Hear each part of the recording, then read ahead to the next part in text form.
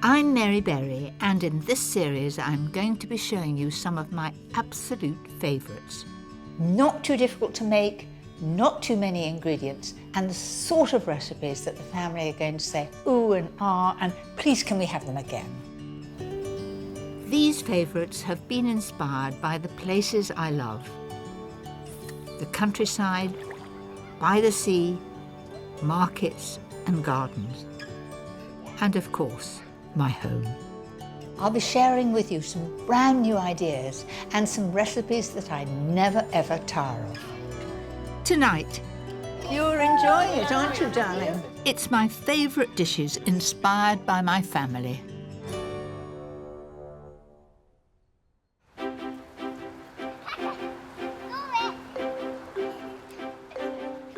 One of my joys in life is spending time with my grandchildren.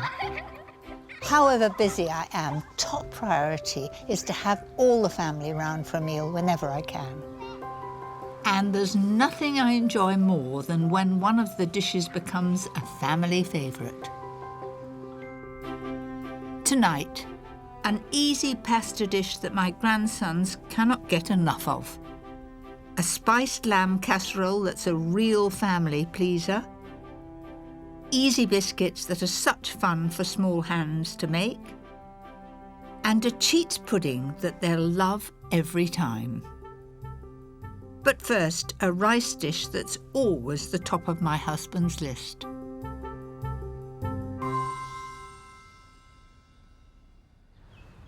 My husband Paul's absolute favourite is Malaysian fried rice. He would have it every day of the week, and I bet that he'll be popping in when he smells it, because you get that wonderful aroma from all the spices. The reason why Paul likes this so much is because before I married him, he worked in Malaya, as it was then called, and I gather that he used to have it once a week, always. So when I married him, I had to look up recipes for it, and I've been making it ever since. Start the fried rice by slicing 2 chicken breasts into strips. Season and fry on a high heat.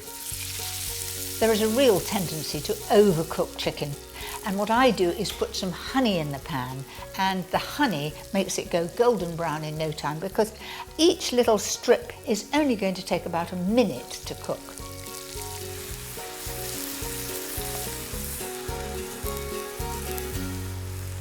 That has been cooking fast. I'm going to turn it over now, and you've got a nice bit of brown. Look at it.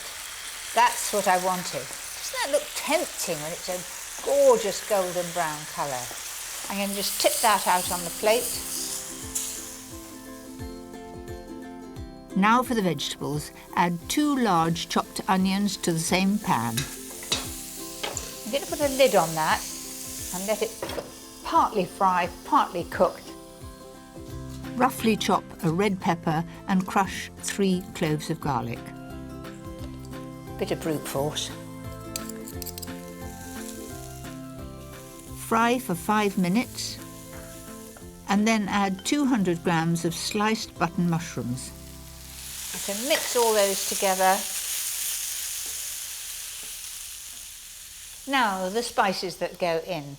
I've got some mild chilli powder here, and I've got some curry powder.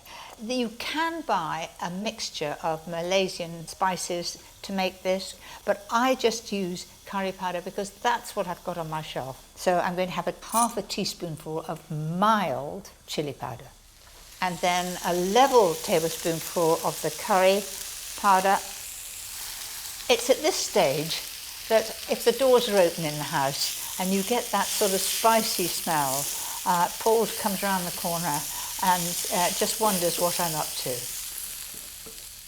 I wouldn't change my husband for the world, but in the kitchen, he doesn't become involved. If I'm poorly, which is so rare, he can do 2 things, boil eggs and make an excellent omelette. Now, even then we argue about the omelette, because he said his French godmother taught him to put milk in the omelette, and I always put water. So I don't think we'd be very compatible in the kitchen. I think I like being there and just having him come in to enjoy it. I've already cooked 250 grams of long grain rice with 150 grams of frozen peas. Now it's cool, I can add it to the mix. It'll fry and become crispy if it's cold. If it's warm, it'll be soggy. So cold rice, cold peas, give it a good fry. Mix it all together, add 4 tablespoons of soy sauce and fry on a high heat until it's lovely and crispy. Put the chicken on the top to warm through and fry 1 egg for each person who's eating. That's it, it's ready. Didn't take many moments. So I'm going to stir in the chicken.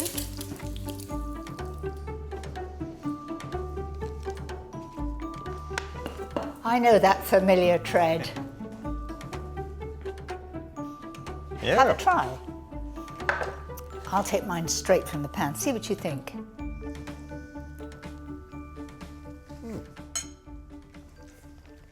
Delicious. This is very, very nice. Good. Well up to the standard, I would say. Tuck into the rest. Right. And I'll pinch more from the pan. Okay. So I do hope that you'll have a go at home. It's our great family favourite, and I hope it'll become one of yours.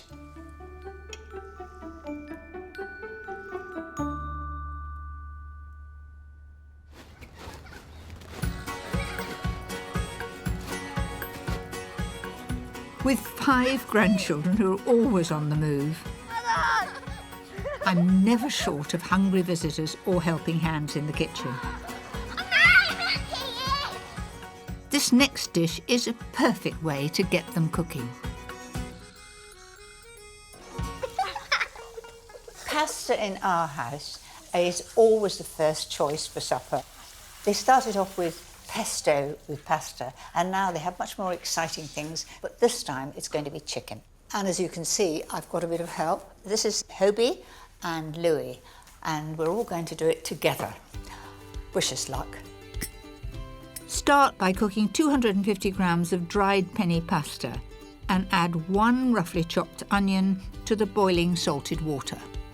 You must be wondering why I put onion in with the pasta. I find it's much easier to cook the pasta with the onion. They cook the same time rather than frying it, which sometimes it catches, sometimes it's not even tender. While the pasta cooks, move on to the chicken. For 6 people, use 3 chicken breasts cut in 2 little strips. If you've got a bag there, Louie, if you put 1 tablespoonful of paprika pepper in the bag first, and that makes it really, really brown and crispy. That's it. And then a little bit of pepper and salt. That's it. And then put the chicken in there, all of it. Well done. And then if you hold the top of the bag and rub until you've coated, rub it like that with your hands. That's right. That's it. Give it a good rub. Heat 1 tablespoonful of oil and in goes the coated chicken.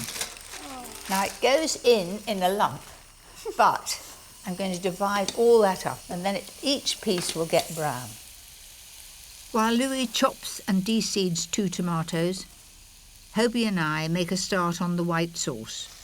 Melt 50 grams of butter and add 50 grams of plain flour. Sprinkle it in. Now when you stir that, just like what did you make for Grandpa this morning? Porridge. And you were stirring it with that, so Preparing. left hand on the pan to steady it and just stir it to start with. Now add 750 ml of hot milk in 2 lots. That's right. Now would you say that was getting smooth? Kind of. Kind of. I think that's pretty good. Add most of 100 grams of parmesan to the pan. That's it, and we'll keep that for the top. And then 1 teaspoon of Dijon mustard, So all of it or half? Just 1 level one. That's it, in it goes. Give that a bit of a stir. finally season, then add the cooked pasta and onion. Pour half the mix into a 3-pint buttered oven-proof dish, Then we're going to put the chicken in. I'm going to do that in one layer like that. Then all the rest of the pasta over the top, and well done. It's not a bit burnt on the bottom. You stirred it all the time. That's it. Sprinkle the rest of the cheese and the chopped tomatoes on top. That's still warm, so I'm going to put it in the oven at 200 degrees fan, and it'll be all bubbling and crispy on top in about 20 minutes. How about going out and having a bit of a play till it's done?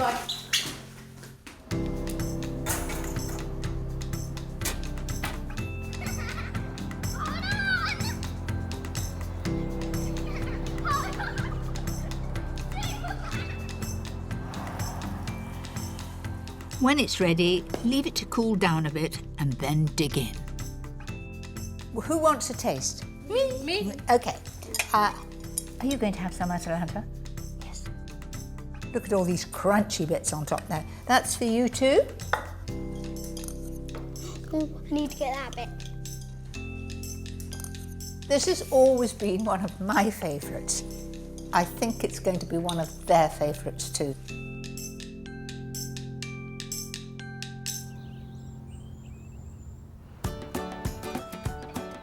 There's nothing I love more than a fun and relaxed Sunday lunch. With 3 generations around the table, there's always plenty to catch up on. Wow, what have we got here? Mashed potato. Mashed potato. Family meals really mean time when everyone can stop what they're doing and just be together. It just gives us all a chance to have a good chat, talk about what's been going on in the day, and I love it. I love weekends when we're all there too. Tastes good. Flavour, yes. I love my granny's cooking because she never overdoes it or never underdoes it. And it's always really yummy. I love coming to Granny's to have a meal with all my family. And I like Falling over. eating all the food. You're enjoying it, aren't you, darling? Look at Hobie, he's away. My next recipe is a fantastic alternative to the Sunday roast, and always has them coming back for more. It's a great family dish. It's aromatic. It's also spicy, but not too hot. To feed 6, use 1 kilo of lamb neck fillet cut into small pieces. Coat with 2 tablespoons of ground cumin and 2 tablespoons of ground coriander. Then just turn the meat in those spices. Heat 2 tablespoons of oil and start browning the meat. With this much, it's best to do it in 2 batches. Now just look at that, a gorgeous golden brown colour. Now that takes time, but keep a single layer in the bottom of the pan, keep turning it. That's it. Then I'm going to put a little more oil in there, only a little, just enough to stop it from catching the bottom. Add 2 sliced onions and around a tablespoon of freshly grated ginger. Give that a good stir. Now looking in the bottom of the pan there, you see that the onions have in fact cleaned all that lovely brown, crusty bit of flavour, and it's now on the onions. Now I'm going to add the other ingredients. First of all, the wine, 250 ml of white wine.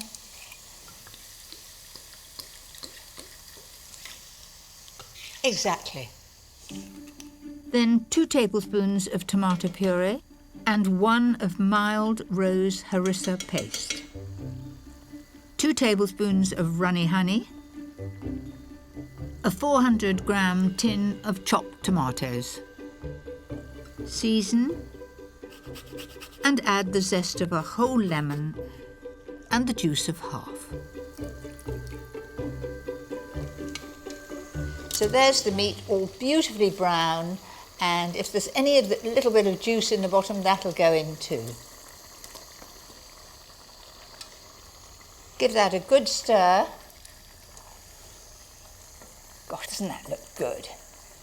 Beautiful lamb and all those spices and tomato. On with the lid. So that goes in the oven at 140 Fahrenheit for about 1.5 hours, just until it's tender.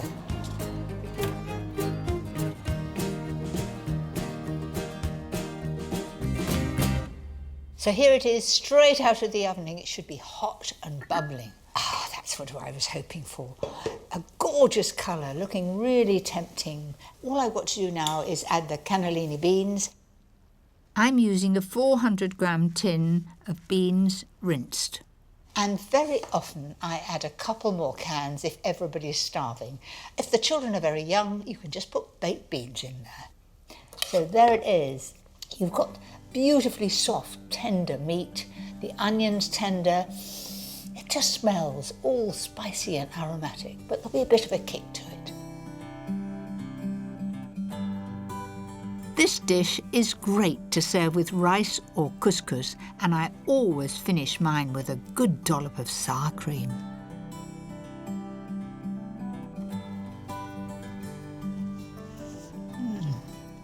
That is so good. Do you know, the sour cream really makes it, because it's a little spicy and a little bit on the hot side, and that cools it down. It's just lovely.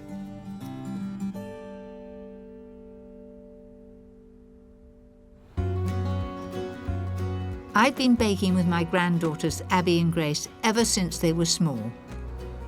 And this is a simple biscuit recipe with a great twist that I know they will love. We're going to make a mixture that makes quite a lot of biscuits. We're going to divide the mixture in 3, and we're going to make almond biscuits and chocolate chip and lemon biscuits. So we've got a variety of biscuits, all from one mixture. So, shall we start off with the butter? How much have we got there? 175. 175 grams of softened butter. Then 175 grams of flour. That's it, no sieving either. And then 75 grams of caster sugar. And to give the biscuits a little bit of crunch, 75 grams of semolina. Now mix it all together.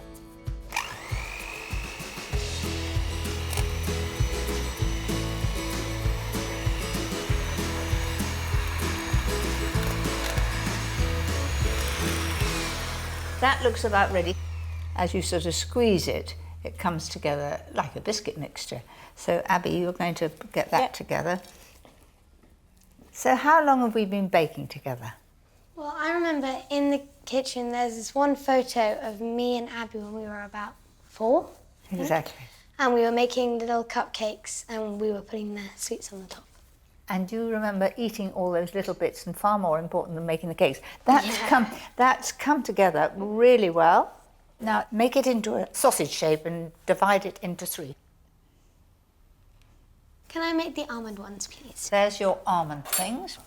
Thank you. Can I make the chocolate ones, please? I knew you were going to ask for chocolate, that's good.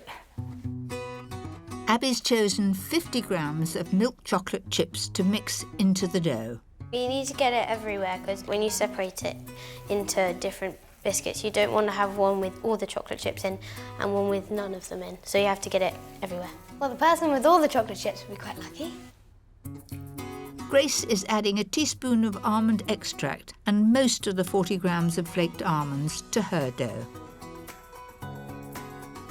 Do you enjoy helping? Yes, Yeah, really it's fun. really fun. What's the best part? Knowing that you can eat it at the end. And also, the mixture's really nice to eat as well. Do you like raw mixture? Yeah. Each mixture is divided into 20 even rounds. For the lemon biscuits, add the finely grated zest of 1 lemon to the dough. Years ago, I used to work for the Dutch Dairy Bureau, and their favourite Dutch biscuit were botermoppen. And what you do is that you made a sausage, and then you took demerara sugar and sprinkled it on the table like this. Then all you do is you roll that in it So if you can imagine, if you cut slices from this, you'll get a lovely crunchy outside. Wrap it in cling film and put it in the fridge to firm up. Put the rounds on baking trays lined with non-stick baking parchment. For the almond biscuits, gently press the balls flat and top with a few flaked almonds. Press the chocolate chip rounds evenly. Finally, slice the firm lemon biscuit dough into 20 rounds. Would they last long in your household? No way. Dad would eat them. He's always poking around in the fridge. Wherever we try and hide them, he's always there. Cook all the biscuits at 160 fan for 10 to 12 minutes until they're a lovely pale golden brown around the edges. I'm going to leave you two in charge. Keep your eye on them.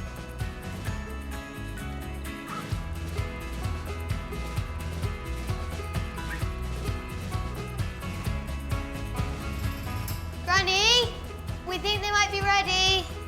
Oh, good. I'm coming. Let's have a look then. They look ready. You're absolutely right. There we are. And those are perfect too. Well done. Once the biscuits cool, it's the bit that we've all been waiting for. Come on, let's have a taste. Which would you like? Now, who's going to pass it to Granny? Because I can't reach that far. That's lovely. Now, I'm going for the lemon one. They're really nice. Could I have another one? My family have always loved my cooking, and there's nothing they like more than a delicious pudding. Especially my take on an old classic. There's nothing more popular than lemon meringue pie, in my family anyway. It is so impressive. But I've got a cheats one. It's using a crumb crust and it's so simple to make. For the crust, add 12 crushed digestives to melted butter. I like a little sugar in that, and I'm going to use some demerara sugar, about a tablespoon. That's it. Then you just mix that together. It's also simple. I mean, some of the crumb crusts I use ginger biscuits, but for lemon meringue pie, it has to be digestive. Pour the mixture into a 23 centimetre, 8-inch flan dish. And then just level it in the middle and work it round the sides. I really enjoy this crumb crust, and I find I make it so often because it's so easy. You know, I do think twice about if you've got to make a pastry, bake it blind, all takes time, but this is really very, very quick. There's my crumb crust, done, finished. Put it there, just ready to have the filling in. Add 1 394-gram tin of full-fat condensed milk. They used to be in tubes when I was a child, and you used to have this tube and take it out like toothpaste. It was absolutely delicious. Add 3 egg yolks. I'm just going to combine that for a moment, and then it gets this lovely colour. Next, you'll need the zest and juice of 2 lemons. You know, this is a real showstopper. Anything with meringue, my lot absolutely love. You know, we've often had it for a birthday pudge, you know, just putting sparklers in the top and walking in with it. It all makes it very, very special if it's a birthday. And so add the lemon juice, and you'll notice instantly it's beginning to get thick. Can you see? It's almost like magic.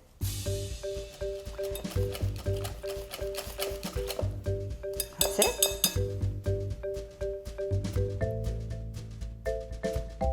Just level it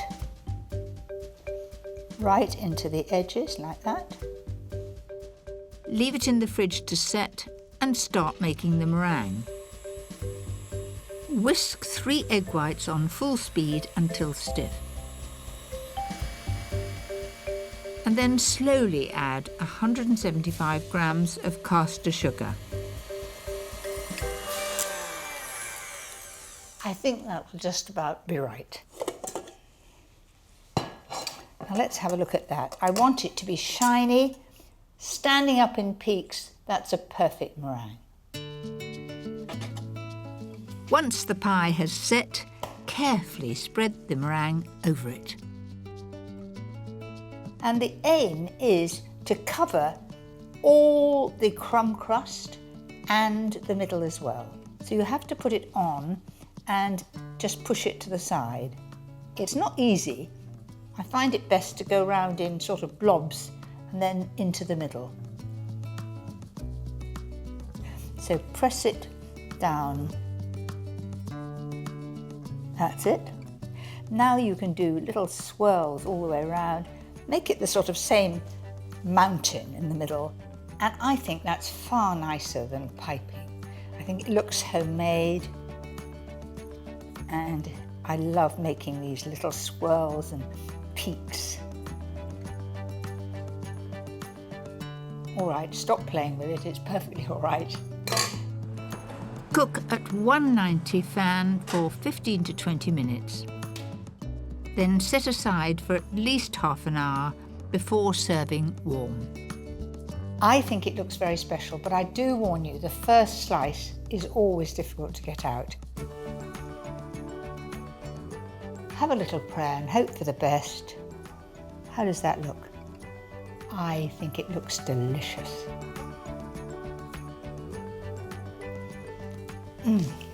Oh, so good. I think everybody's going to enjoy that. Who's got room for my favourite pudding? So there you have it. Wow. Tom, you won't want any of this. No. Recipes to bring your whole family together. Is that meringue? This is meringue. Oh. I hope you'll enjoy them as much as we do. Atalanta, is it nice? What does it taste like? Toffee.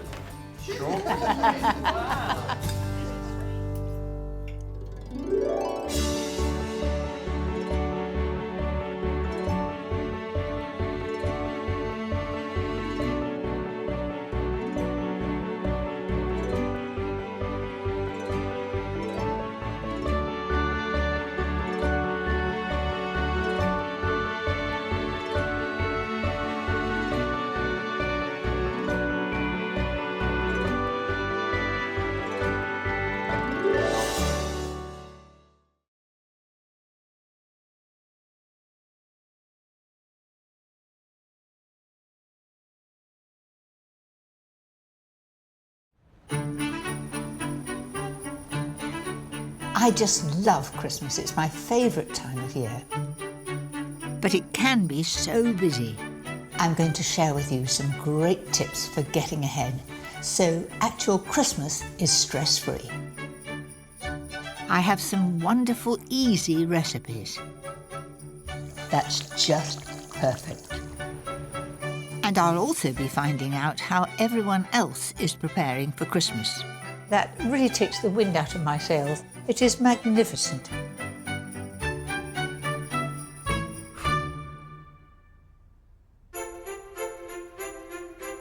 Christmas has always played a huge part in my life. Since my children have moved away from home, it's become even more special to me, as it's a time for everyone to be together.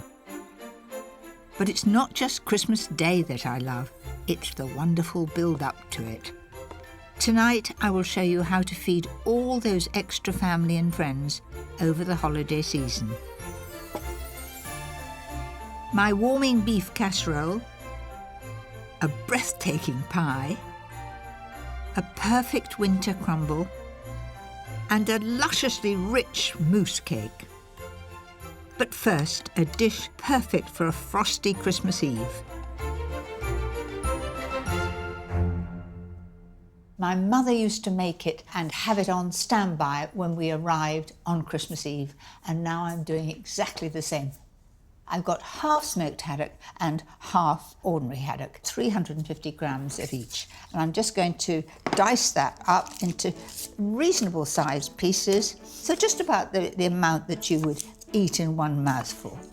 And be wary for the odd bone, and that's it. To make the sauce for the fish pie, I like to use leeks. They're at their best in winter and add a perfect subtle flavour. You notice I don't do it as quickly as the chefs do. But I get there in the end. Fry them off in 50 grams of butter until they're nice and soft. Add 50 grams of flour and slowly whisk in 600 mils of hot milk. And watch it getting thicker and thicker. Don't add all the milk at once. If the sauce is a little bit too thick, you can always add a little more milk. That's it. Now I'm going to add salt and pepper. I like pepper. There we are, a little bit of extra. And then I'm going to put the juice of half a lemon. That just sharpens it up. In goes the dill. If you're not a lover of dill, you could always put chopped parsley in. Then in goes the fish, and the fish will cook in the hot sauce. The lovely smell of this fish, slightly smoky, just makes me think of Christmas. Once the fish begins to turn white, it's ready for the baking dish. Why do I grease the dish? Because it makes it much easier to clean afterwards. And it's usually me that's washing it up. Doesn't that look good?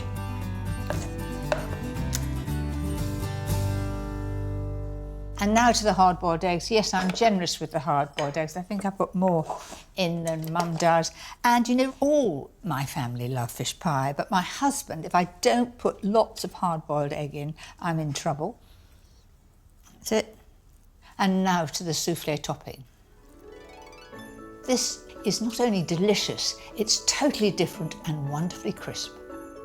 Start by cutting 5 slices of stale bread into croutons. Then melt 75 grams of butter with the same amount of mature cheddar cheese. Add 50 grams of cream cheese over a low heat.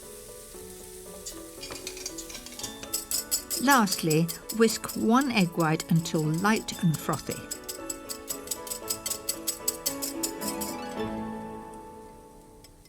And put the egg white in. That's the soufflé topping. Here come the croutons. In they go. And don't tell people it's bread. Just say it's soufflé. They'll think it's pretty grand.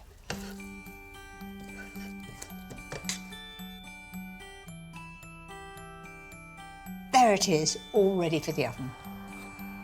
Bake at 180 fan for 25 to 30 minutes until it's crisp and golden. Mum didn't have a glass door. I can have a glance and see everything's all right. How about that then? Who wouldn't be tempted to eat this on arrival on Christmas Eve? All piping hot, crispy topping. They'll all be starving for this.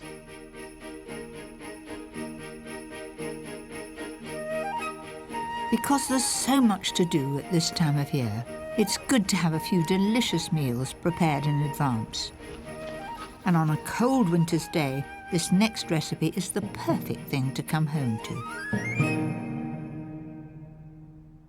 So to start with, I've got 1.5 kilos of lean stewing steak here, and I'm going to fry it. Now there's a lot of meat, so I'll be doing it in batches. No good putting all that in because you'll never get it brown at once. Keep moving it about. And the idea is to get it brown. That gives the extra flavour and it seals the meat in. If you look down the bottom there's a bit of crust coming. All that will add to the flavour. That's it. Add 3 roughly chopped onions and 6 cloves of crushed garlic to the same pan. It's taken up the juices from the bottom, which is all adding colour to my casserole. Now I'm going to add the stock. I'm using 300 mils of beef stock, and to thicken the casserole, a mixture of 50 grams of flour and 300 ml of white wine. Then the meat goes back. 3 tablespoons of Worcester sauce. Might have been a good idea to take the top off. So leave that on a very, very low heat or in a low oven and cook it until it's almost tender, about 2 hours. In that time, of course, you can be doing all the other things you have to do at Christmas.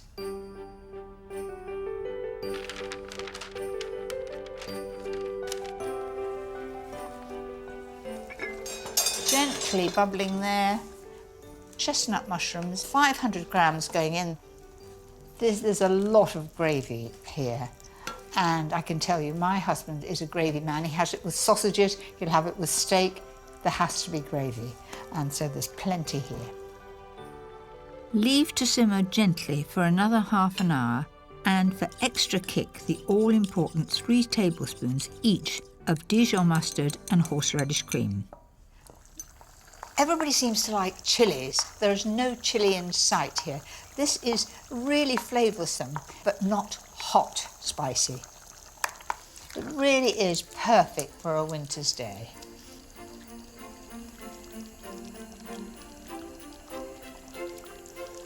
Do you know, that is a really mellow flavour, very warming, and for my taste, that's just perfect.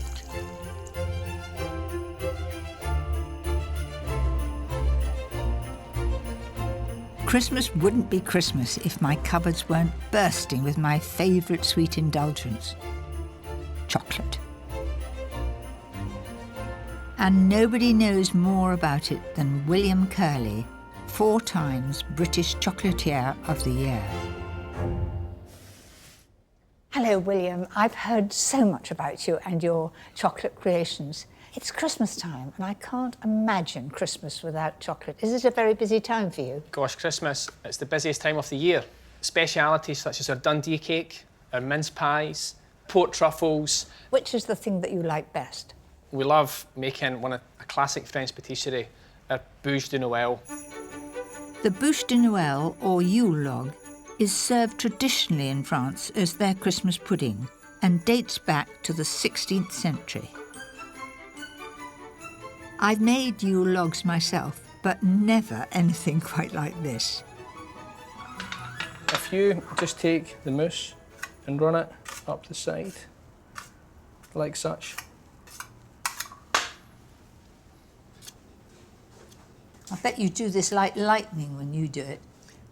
I must say, if I was doing this, I'd like to do several at one go, put them in the freezer. Just knock them out, yeah. And everybody who came to supper in the next year would get it as their pud, whether it was Christmas or not. Well, going to all this effort, I'd want to show off. This wonderful creation is a combination of a creamy hazelnut and almond meringue centre. You've done this before, and you know exactly they're going to fit. Chocolate sponge. So that is rum with a sugar syrup. Indeed, yeah. These are crystallised chestnuts. Surrounded by a rich chocolate and chestnut mousse.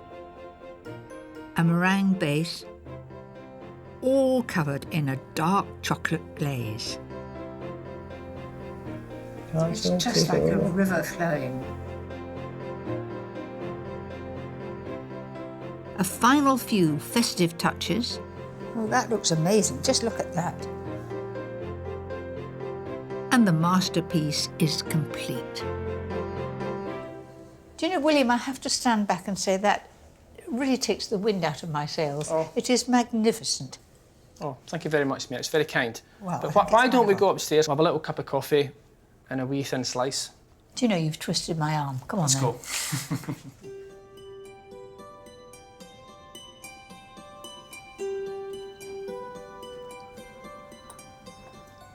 Christmas is luxury personified. It is so chocolatey, and it's full of surprises as you get through the layers. Different flavours coming through. Oh so good and oh so memorable. All that remains, William, is to wish you a very, very happy Christmas. You'll only have made about 1,000 of these come Christmas Eve. Indeed, thank you, Mary. Merry Christmas to you.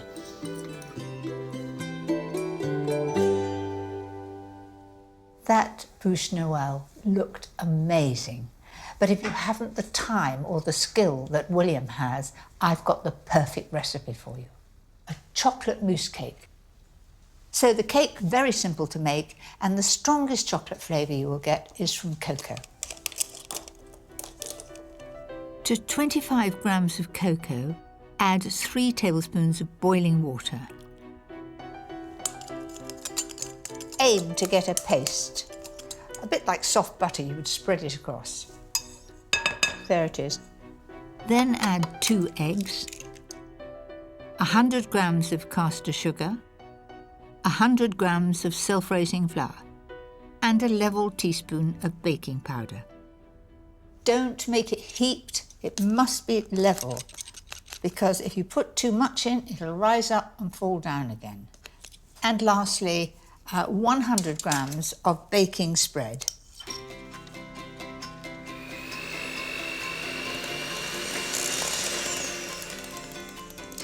Beautifully mixed, all one colour. Spoon the mixture into a greased tin lined with non-stick baking parchment. Chocolate goes so well at Christmas time.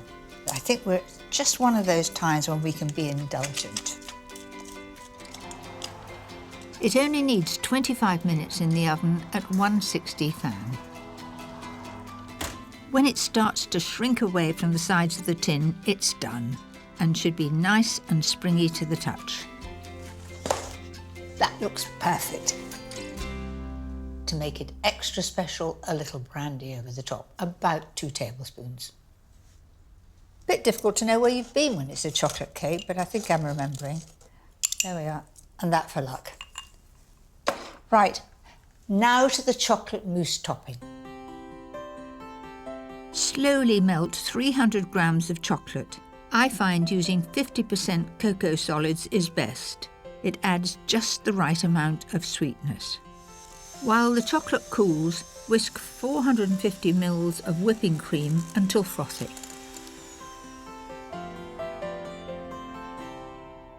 Fold that in, and you get the easiest and quickest chocolate mousse.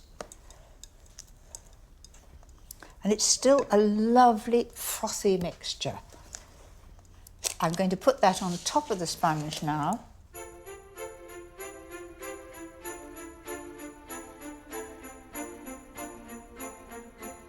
I'm going to chill it overnight in the fridge. That will firm it up, and then turn it out.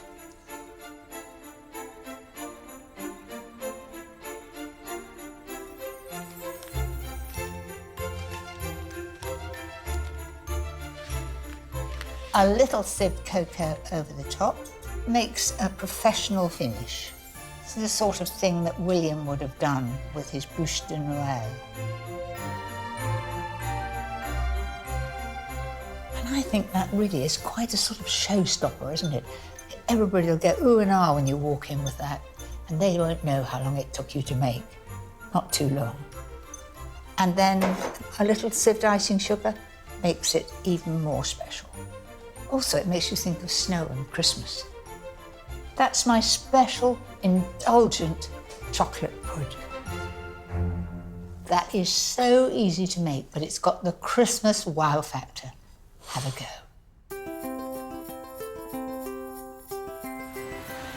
There are so many festive delicacies to enjoy, but my Christmas shopping wouldn't be complete without a very British favourite, Stilton. I've come to rural Nottinghamshire to meet Robin Scales, whose family has been in the cheese business for over 160 years. Hello, Robin. Very nice to see you. Lovely to meet you, Mary. Christmas wouldn't be Christmas without Stilton. And I'm fascinated to know exactly how it's made. Well, you've come to the right place. Come inside and we'll Right. show you exactly how Stilton's made at Crotwell Bishop.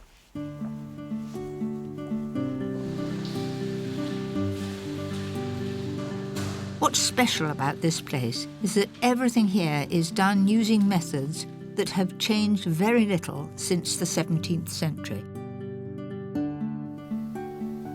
So this is right at the beginning of the process. The milk came into the vat about 3 hours ago. We added all the different ingredients to the milk. That include the rennet, which clots the milk and eventually turns it into curds and whey, as we see here. We take a nice big ladle of the curd and whey. We then transfer it into the draining table. So the whey goes away. The whey goes away and it's drained off. And we basically continue to do this until we've transferred all the curd and whey into this. You do it all by hand? All by hand. And it's literally a case of just scooping it out and then into the draining table. Quite deep. You won't touch the bottom. Oh, okay. Okay. So you won't fall in either, don't worry. Gentle down. Really gently, yeah. Spot on. And then down again. Well, it's quite therapeutic, this, isn't it? It is. The trick is to be really gentle with it. I was really gentle. And you've got it completely spot on, so, you know, you'd have a job here any day, Mary. All right, but I tell you, you But it didn't might- put me on here because it's a bit too much hard work. Yeah. The next step is to pack the curds into moulds. And 5 days later, they are set and ready for a process called rubbing up. We're trying to seal the cheese so no air or oxygen can get inside the cheese at this point. We want the cheese to condition over the next 4 or 5 weeks before we encourage any of the blue mould to grow.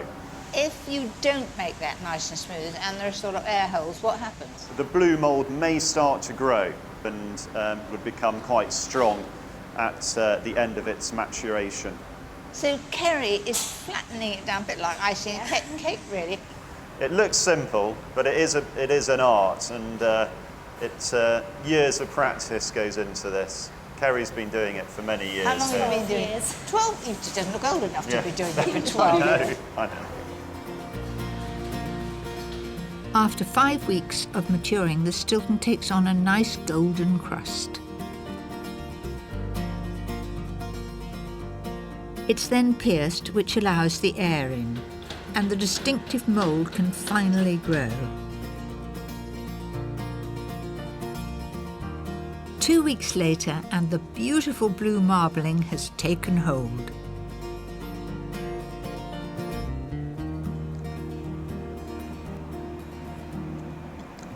It's very rich and creamy, and you do have luxury things at Christmas, and I think maybe that's why it's so popular. What about Howard? I have Stilton every day, really. You have it on your pie at lunch, don't you, sometimes? I have. Yeah. You have it on your pie. How would you put it on your pie at lunch? Or I just put it in the microwave. Yeah. And then it melts This over is advanced cooking. Yeah, This is. Yeah. So I must say, you look really well on it. Anyway. I know. Well, that's what do they call it? Aphrodisiac. Well, I won't go into that detail, but thank you very much. Well, there's a lot more to making Stilton than I thought, but it's definitely worth the effort. Just like my next recipe, which is a real showstopper. There's something really spectacular about a raised pie. When you cut the first slice, it's a real show-off pie. I'm going to make hot watercress pastry. You may not have made it before, but it is very easy to make, and it is the traditional one for a raised pie. Dissolve 100 grams of lard in 100 ml of hot water.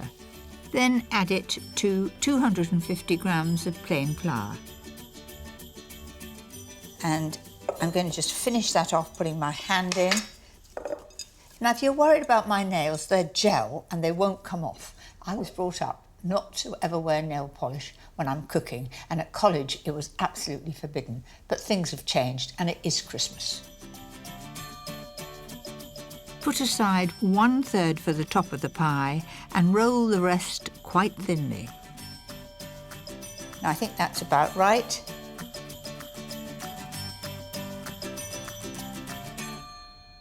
And now for the filling.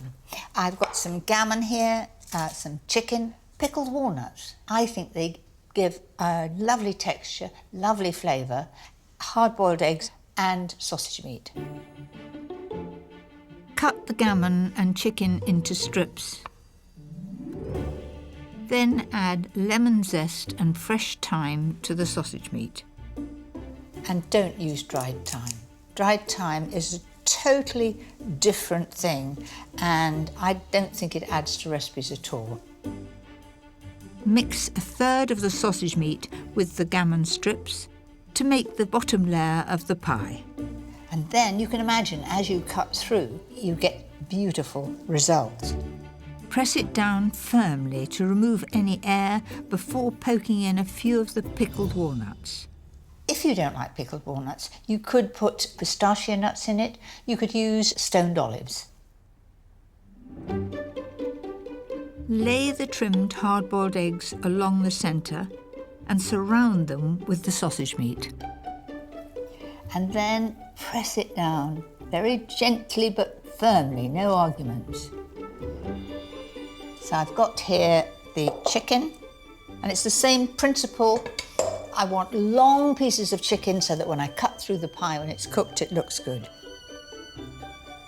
It takes time, but it's very rewarding.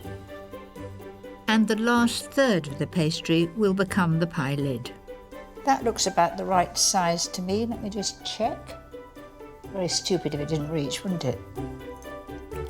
Stick the lid on with a little beaten egg and then crimp the edges. You can do any decoration that you like. And I'm going to do 3 leaves over the top. Make a small air hole in the top and bake at 180 fan for half an hour and then 160 for the final hour. When it's ready, let it cool and then leave in the fridge overnight. And this is it. I think it looks pretty good.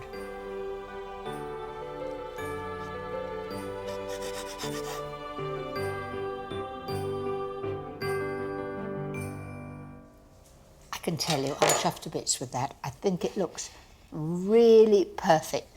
What could be more impressive, more Christmassy? It really shows that you've pushed the boat out for all your family and friends. The wonderful thing about food at Christmas time is that it can be so indulgent, and I have the perfect winter pudding that will spoil everyone. I like my puddings to be special, and this is my take on blackberry and apple crumble. I've already made a flan case. It's 28 centimetres wide, and I've baked it blind, so it's ready to receive this blackberry and apple filling. I'm using 4 Bramley apples for the filling. They tend to work best. Add a couple of tablespoonfuls of water and 150 grams of caster sugar. Just give that a stir. Simmer on a low heat with the lid on for about 10 minutes until the apples start to soften. Right, time to add the blackberries. Take about 5 minutes of gently stirring. That looks absolutely right to me. A good tip is to drain the juice from the fruit filling, otherwise your pastry will get too soggy. There we are, it's pouring down, and that will be lovely, just reduced a bit and served with it. And now the crumble topping with a difference. Start with 175 grams of plain flour and 100 grams of butter. And this honestly isn't worth getting a machine out to do, and you just lift it up. This is a wonderful thing to do with children. They absolutely love it. For extra crunch, add 100 grams of demerara sugar, 50 grams of porridge oats, and 50 grams of coarsely chopped hazelnuts. Adding the nuts and porridge oats gives such an interesting texture. And at Christmas time, it's really a time when you use nuts, isn't it? So all I've got to do now is assemble it. Lots and lots of fruit. That's it. And then the crumble topping. You've really got the best of both worlds with very thin pastry underneath, and then you've got the crumble on top. You've got double whammy, really. Cook for about 25 minutes at 180 fan until the top is wonderfully golden and crisp. That looks a bit of all right. You can hear, listen to this.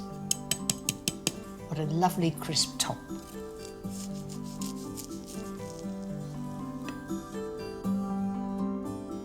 Serve with a dollop of cream and the reduced fruit juices.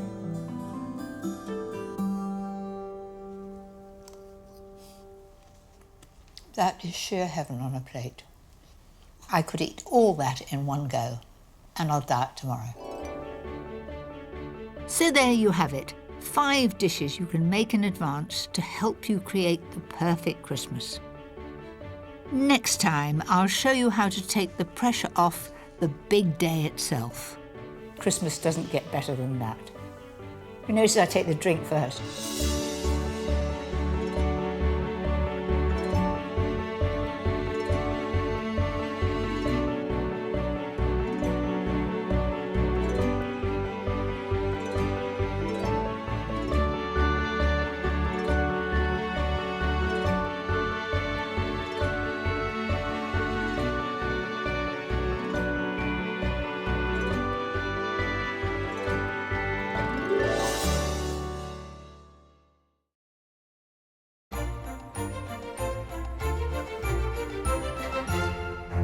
My mother used to make it and have it on standby when we arrived on Christmas Eve, and now I'm doing exactly the same. I've got half smoked haddock and half ordinary haddock, 350 grams of each. And I'm just going to dice that up into reasonable sized pieces, so just about the amount that you would eat in one mouthful. And be wary for the odd bone, and that's it. To make the sauce for the fish pie, I like to use leeks. They're at their best in winter and add a perfect subtle flavour. You notice I don't do it as quickly as the chefs do. But I get there in the end. Fry them off in 50 grams of butter until they're nice and soft. Add 50 grams of flour and slowly whisk in 600 mils of hot milk. And watch it getting thicker and thicker. Don't add all the milk at once. If the sauce is a little bit too thick, you can always add a little more milk. That's it. Now I'm going to add salt and pepper. I like pepper. There we are, a little bit of extra. And then I'm going to put the juice of half a lemon. That just sharpens it up. In goes the dill. If you're not a lover of dill, you could always put chopped parsley in. Then in goes the fish. And the fish will cook in the hot sauce. The lovely smell of this fish, slightly smoky, just makes me think of Christmas. Once the fish begins to turn white, it's ready for the baking dish.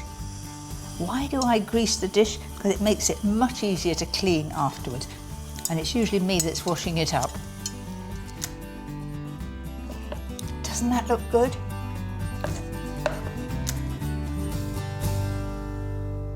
And now to the hard-boiled eggs. Yes, I'm generous with the hard-boiled eggs. I think I put more in than Mum does. And you know, all my family love fish pie, but my husband, if I don't put lots of hard-boiled egg in, I'm in trouble. That's it. And now to the soufflé topping. This is not only delicious, it's totally different and wonderfully crisp. Start by cutting 5 slices of stale bread into croutons. Then melt 75 grams of butter, with the same amount of mature cheddar cheese. Add 50 grams of cream cheese over a low heat. Lastly, whisk 1 egg white until light and frothy.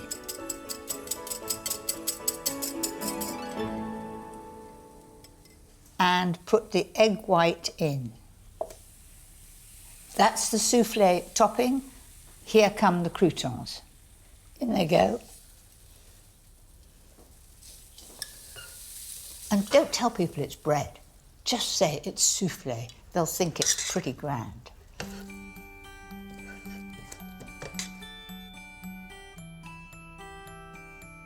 There it is, all ready for the oven. Bake at 180 fan for 25 to 30 minutes until it's crisp and golden. Mum didn't have a glass door. I can have a glance and see everything's all right. How about that then?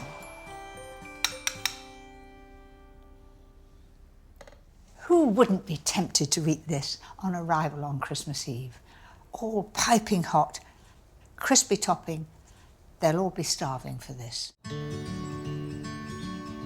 I'm Mary Berry, and in this series I'm going to be showing you some of my absolute favourites.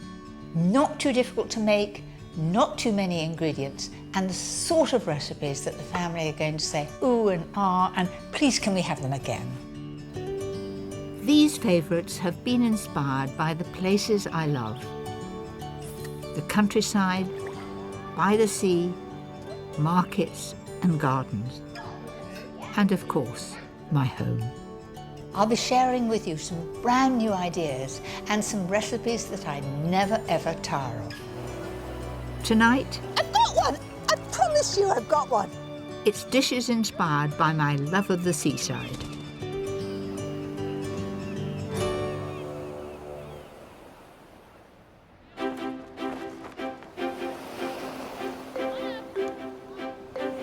Some of my earliest memories are holidays by the seaside. In those days, we never went abroad. No matter what the weather, we were always on the beach. And some of my fondest food memories are from those trips. Tonight, I'm cooking some of my favourite dishes inspired by the great British seaside. A smart and delicious fish supper, a luxurious linguine, my right royal fish cakes, a homemade ice cream the family will love. But first, no fuss goat's cheese and shallot tarts with a crisp walnut pastry. These tarts are perfect to take down on the beach for a picnic. So, to begin with, I'm going to make the pastry. It's a different pastry. It's walnut pastry. Into the processor goes 175 grams of plain flour. I'm just going to season that a little, up to you whether you do, just a little bit of pepper and salt, like that. Then I'm going to add 100 grams of butter. I think it's better to have the butter fairly firm. Then on with the lid and process it just until it's sort of like breadcrumbs.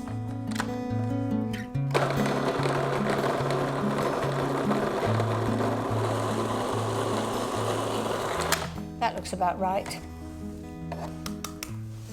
So in goes the egg. Whiz it together till it holds together. Don't overwork it. That's it, it comes together in no time. Now I'm going to roll the pastry out as thin as you can, then you don't have to bake blind. To make the pastry extra special, sprinkle over 30 grams of roughly chopped walnuts. And obviously if I've got the rolling pin on there, it would stick to the rolling pin. So if you take a piece of cling film, like that, tear it off, and just roll out the pastry. Cut out the pastry slightly bigger than the cases. I find that Yorkshire pudding tins are perfect for making these tarts. and this recipe is enough to make 8. And at this stage, just take a fork and prick the base to stop them rising up. Whilst the pastry cases firm up in the fridge, I can get on with the filling.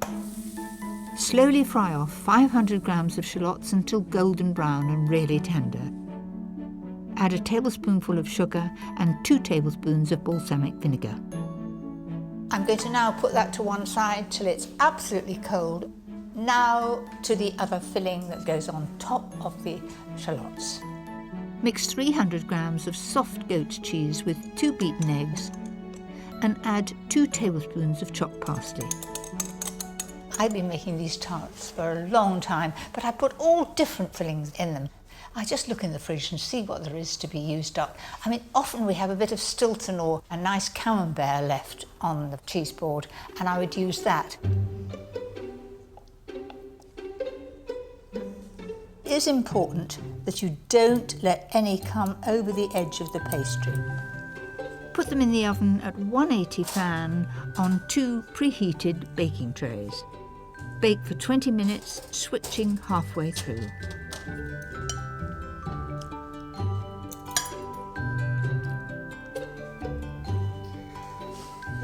You rotten thing. I can't get away with anything. You'll know when they're ready. The pastry is crisp and the filling is just set and golden. They need just a little bit of parsley over the top. They come out beautifully. Mind you, if I'd spilt the mixture all down the side, it would be another kettle of fish. That's it.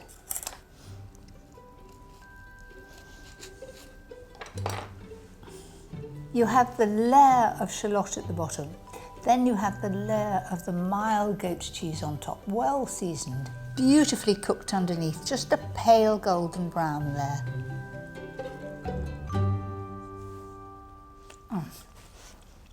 I really, really like that. The flavour is excellent. Sheer heaven. Whilst the tarts are perfect for a picnic, one of my all-time favourite seafoods is crab. But it's not cheap these days, so here's an ideal recipe to make it go that little bit further. I think you'll love my cod and crab fish cakes with tomato salsa, something different. I've made many a fish cake in my time, but these are the very best. Why? Because I have the addition of crab, and it really gives them a lift. It makes them right royal. I've got to start with some beautiful fresh cod, and you can always recognise it if it's cod because it's got little flecks of yellow in the skin. My secret is to butter and season the foil. I'm going to fold that over, a little bit like a Cornish pasty, and pull it up at the sides so if there is any juice it doesn't run out all over the tray. I'm going to put it in the oven at 180 fan and it'll take about 15 minutes. Keep looking at it, and as soon as there's no translucent bits, you know it's done. So in it goes. Once the fish is cooked, leave it to cool. Now to the actual making of the fish cakes, and I promise you they are different. To give the fish cakes extra flavour, add 6 chopped spring onions to 500 grams of cooled mashed potato. Then flake the cod into it. I've got 100 grams of crab. Now this crab is mixed crab. I want the dark meat and the light meat, and that's all going in. The crab really gives these fish cakes a lift. There are more ingredients to make it extra tasty. Add 2 tablespoons of mayonnaise, the same again of Dijon mustard, a dash of Tabasco, some finely chopped parsley, and season well before mixing it all together. Don't break up the fish too much, but it's when it's all one even colour. That looks fine to me, and I'm going to make 8 fish cakes. Now, an old trick to help divide the mixture evenly. Tip it onto a board, and with wet hands make it into the shape of a cake. Then simply slice it into 8 wedges. That's made the job easy, hasn't it? Next, shape each one ready to go in the fridge to firm up. And if they're not quite round, they look very homemade and everybody will know you haven't bought them. That's it. They're pretty good though, aren't they? After half an hour, they'll be ready to breadcrumb. These are panko breadcrumbs, Japanese ones, and they're really crisp and dry. In go the fish cakes. Don't have too high a heat. It's better to brown them slowly. Around 4 minutes each side should do it. When you think about it, everything in the fish cake has been cooked. We want to just get it piping hot in the middle and a lovely crisp, crunchy outside. Those are perfectly done and they're ready to serve.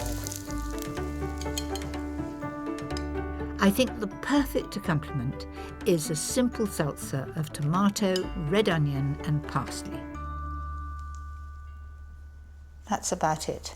So there you have it, the very best fish cakes with the addition of that wonderful crab.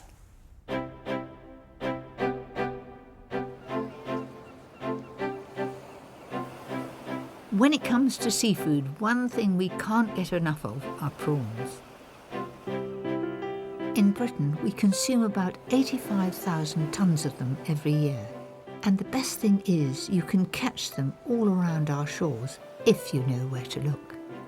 I just love the sea. I love the smell. I love when you get the wind through your hair and to be on a beach with my prawning net. You never know what you might find.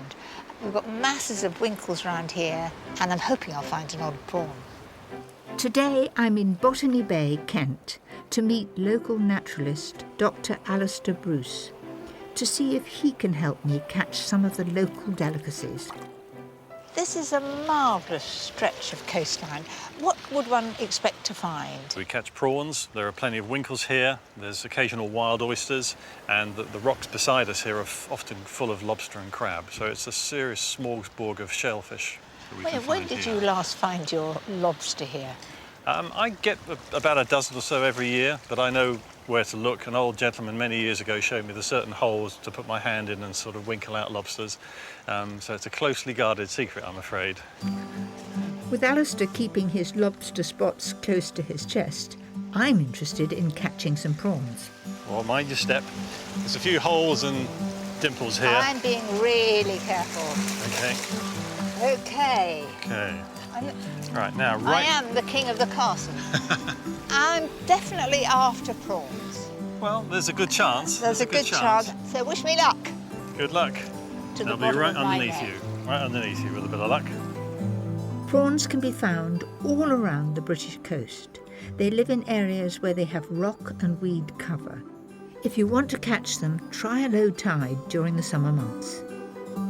Oh, this says current. I'm doing it very, very, very, very, and then I'll catch them. Whew. That's it.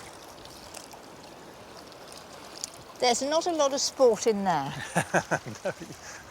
Well, you've got some edible seaweed. Okay. I think I was a bit quick. Nice and gently.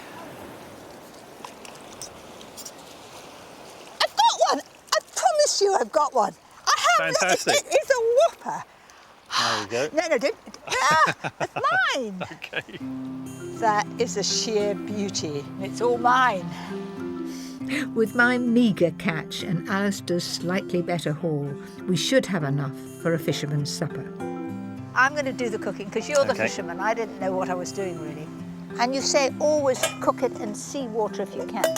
Yeah, there you go. Oh, Look at those seaweed beauties. out. Straight in. Look, they've gone from translucent to a pale pink. In a minute, our fisherman's tea will be ready. Absolutely, and it's all free. The most exciting thing of all is, of course, doing it on the beach, Yeah. sitting round, and we'll have such an appetite when it comes. Pity we didn't catch twice as many prawns. Well, nothing could be fresher, could it? A lovely colour, isn't it? It is so exciting. Mind you, I think I can see the one I caught. It's that very big one there. It was pretty big though, wasn't it? It was. You must admit. It was. I'll give you that. A little bit of lemon. So here goes. There we go. All the Yeah. best. Cheers. Oh, that is really nice. Do you know, I'm sure it's better to cook them in that salt water. It is absolutely beautiful. It doesn't need any mayonnaise. It doesn't need anything. No, not really. Very nice. This, to me, is wonderful. It's a treasure from the sea. The beauty of fresh seafood is it doesn't take a moment to cook. This linguine is a luxurious dinner party dish for 6 that takes no time to prepare. It's absolutely delicious and rather different. So to start with, I've taken 3 shallots and I've slowly cooked those and they're just nice and soft. And I've got some linguine here and it's 250 grams. Cook it as the packet says. It's usually about 10 minutes. Add to the shallots 1 finely chopped red chilli and 2 cloves of crushed garlic. Now I've got some beautiful fresh clams here. I've given them a good scrub. If any of these are open, you're not to put them in there because they're not fresh. Tip those in and the shock of the heat will start them to open. Then I'm going to add 250ml of wine, give or take a bit. I shouldn't say a bit of wine. You can't have a bit of wine. My husband's always telling me that. A drop of wine. Give that a bit of a stir, then in the lemon goes. Those are cooking nicely, but to make sure they all open, they need to be in the steam. So pop that on. This should only take about 3 minutes. Once the clams are all open, add the cooked pasta. Just leave that for the moment. It's on a very, very low heat, and I'm going to quickly get on with cooking the rest of the shellfish, and that'll just take a couple of minutes. To make it even more luxurious, I'm also including squid and king prawns. Keep moving them about, and you'll know when the prawns are done because they'll turn bright pink. You can see the squid is changing colour. And for something special, add 6 scallops sliced in half to make them go further. So there it is. Doesn't that look beautiful? Loaded with wonderful seafood. What I've forgotten to do is my tomato. I've still got the heat on here. Just shows you I'm not perfect. Season and fry the tomato for a couple of minutes before adding to the pasta with a generous handful of chopped parsley and mix all together.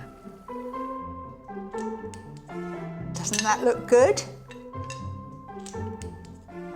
That is, to me, sheer luxury. Everybody will feel that you've spoilt them rotten.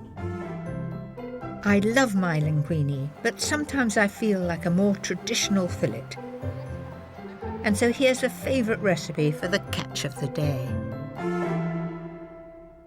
Sea bass has become very popular, quite understandably, because brill and halibut and Dover sole are very expensive. It has a lovely flavour, sea bass, and when you marry it with my favourite ingredient, shrimps, in a delicious sauce, what could be better? To make the sauce, start by frying 1 finely sliced onion till soft, then add 200ml of white wine and reduce it by half. Then in goes 300ml of double cream, and it must be double.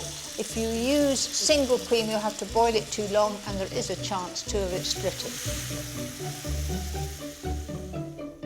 Coat the sea bass fillets in seasoned flour and fry in oil and butter. I cook the white side down first, particularly if I'm doing 6 fillets, because if you do the skin side first, bits come off, you get flecks, then you put the white side down on it, and it doesn't look so good. So that's why I do it that way round. Now I'm just going to have a look and see how it's doing. Oh, that's a lovely colour. To get the skin really crispy, press the fish down and it will catch on the bottom. To finish the sauce, add the juice of half a lemon, a tablespoonful of capers and a good amount of chopped parsley. And the main ingredient, these beautiful shrimps. Do you know, I can't resist these. They are absolutely delicious. Not just one, I had about 7. So in they go, about 120 grams there. What could be better than that? To me, this sauce looks most tempting. We've got lovely shrimps, then the finely sliced onion, parsley and capers in a lovely creamy sauce. I'm going to serve it up. Oh, that looks a beautiful brown colour, just perfect. Pop that on the plate. Now to my shrimp sauce.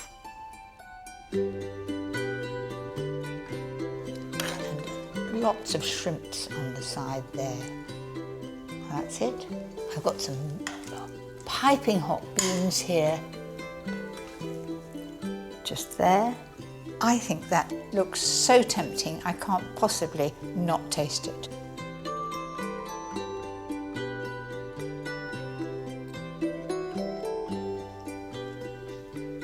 That reminds me of the sea. Takes me back to holidays.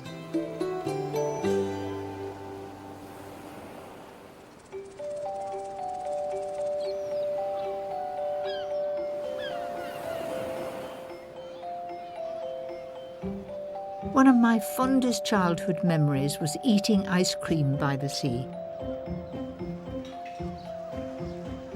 On the Broadstairs seafront is an ice cream parlour just like the ones I remember. Hello, Mary. Very nice to Marina. meet you. How are you? I'm very well. This is amazing. It takes me all back in time. Yeah. How long have you been making ice cream We've here? been making ice cream in this place since 1932. My grandfather started, and my great-grandfather started in 1907. So we're in our 5th generation now.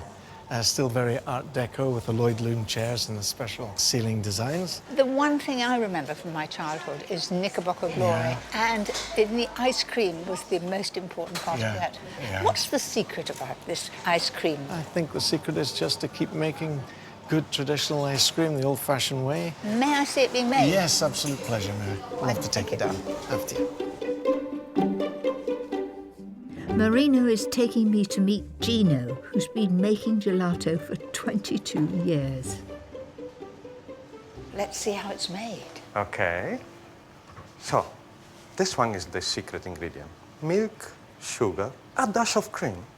Our finest ice cream in Britain is made from custard, eggs and cream. You describe ice cream. Here we are making gelato. To make the gelato, milk, sugar and cream are pasteurised and cooled overnight.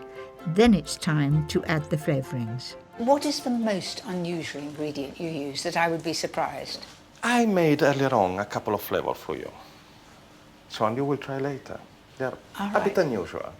But, you know, gelato is a form of art. Well, let's make some hazelnut. Gosh, it's pouring like silk. Now we make the noisy part. We mix. We mix? Yeah.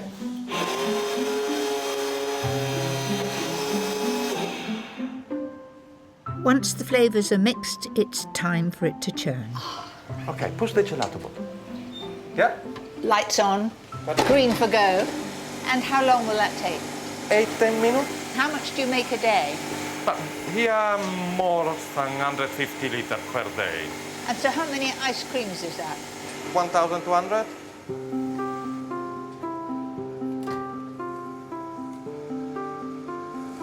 Can I try some? Of course. Do you know that's as smooth as velvet? Hazelnut is a firm favourite here, but nowadays people want something different.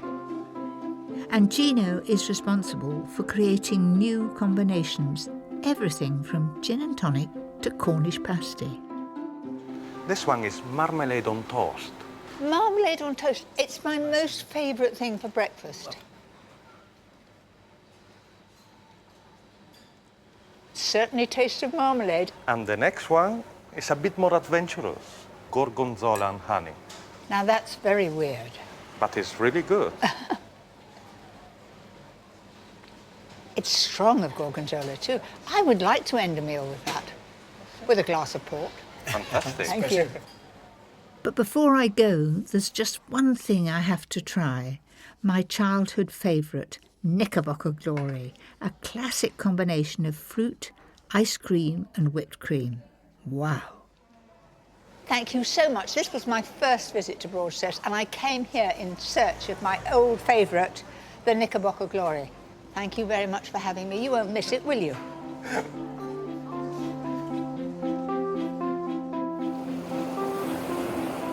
There's nothing that reminds me more of seaside holidays than a Knickerbocker Glory. And you don't have to come all the way to Broadstairs to know how to make them. I'm going to show you right now.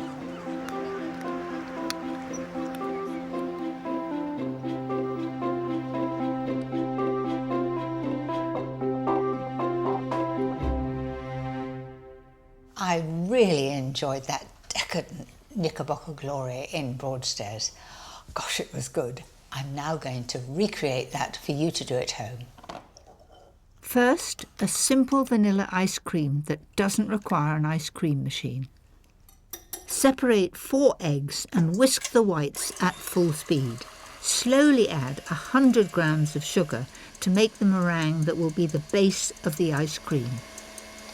In go the egg yolks and you just mix them for a moment.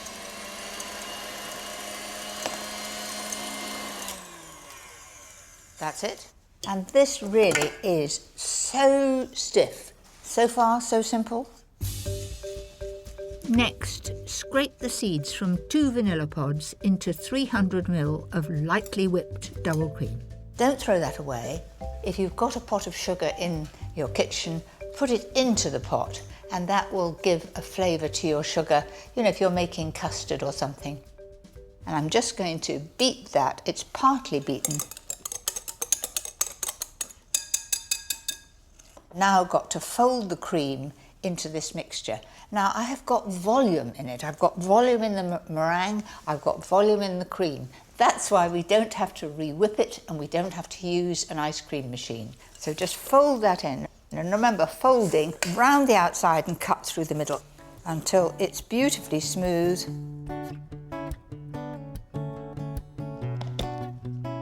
That's going into the freezer, minimum 8 hours, best overnight.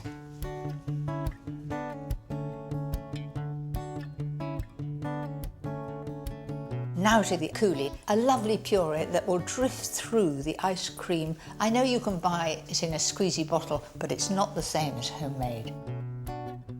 Measure 250 grams of fresh raspberries and 2 tablespoons of icing sugar into a small processor. And you just puree that.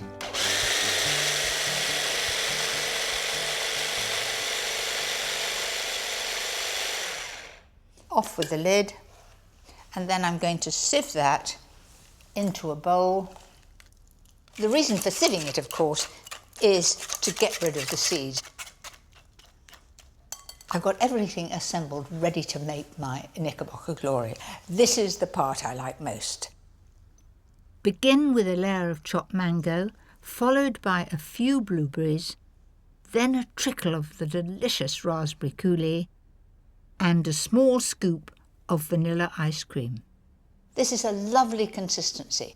Then just drop that in to the middle there. Then repeat the process. I've got a couple of raspberries here that I kept back for a bit of colour.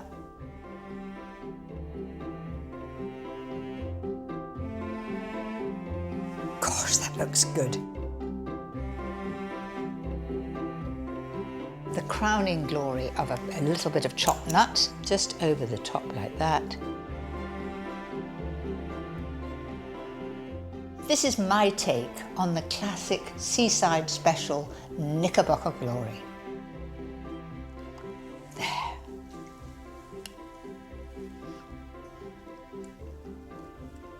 That really does remind me of my childhood.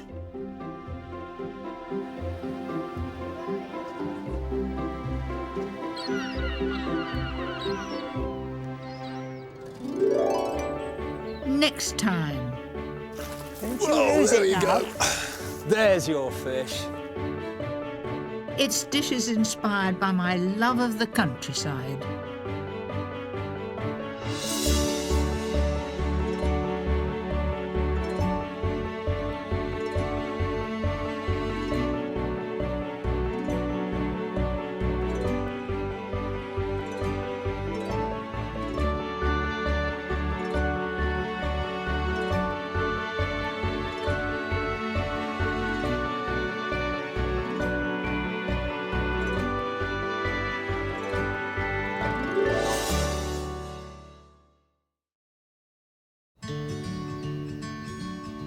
I'm Mary Berry, and in this series I'm going to be showing you some of my absolute favourites. Not too difficult to make, not too many ingredients, and the sort of recipes that the family are going to say, ooh and ah, and please can we have them again. These favourites have been inspired by the places I love. The countryside, by the sea, markets and gardens. And of course, my home. I'll be sharing with you some brand new ideas and some recipes that I never ever tire of. Tonight, hello! Rosemary.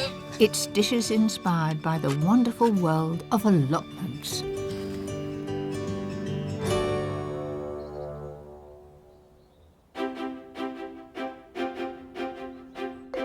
Like many others, during the war, my father turned our flower beds over to growing fruit and vegetables.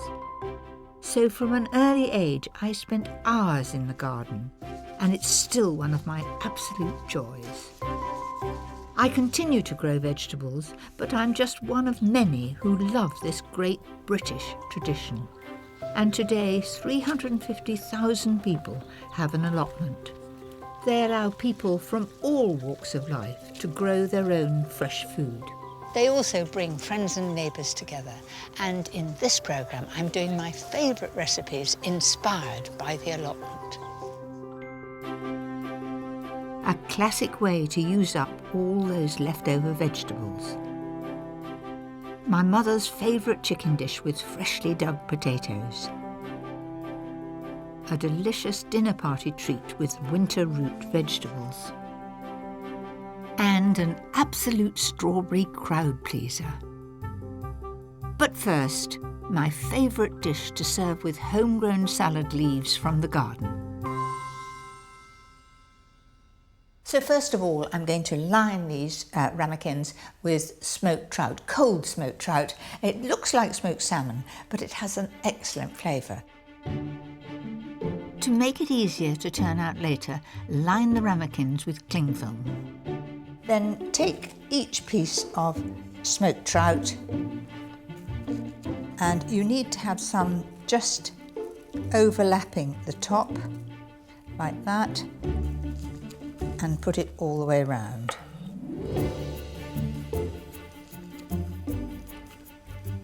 The aim is to make quite sure there aren't any gaps. And that is it already done. So next, the avocado filling. I can remember when avocados first came to Britain. It was in the 1960s, and they became really popular, and people didn't really know what they were. They were pears. Well, there are stories about people serving them with custard.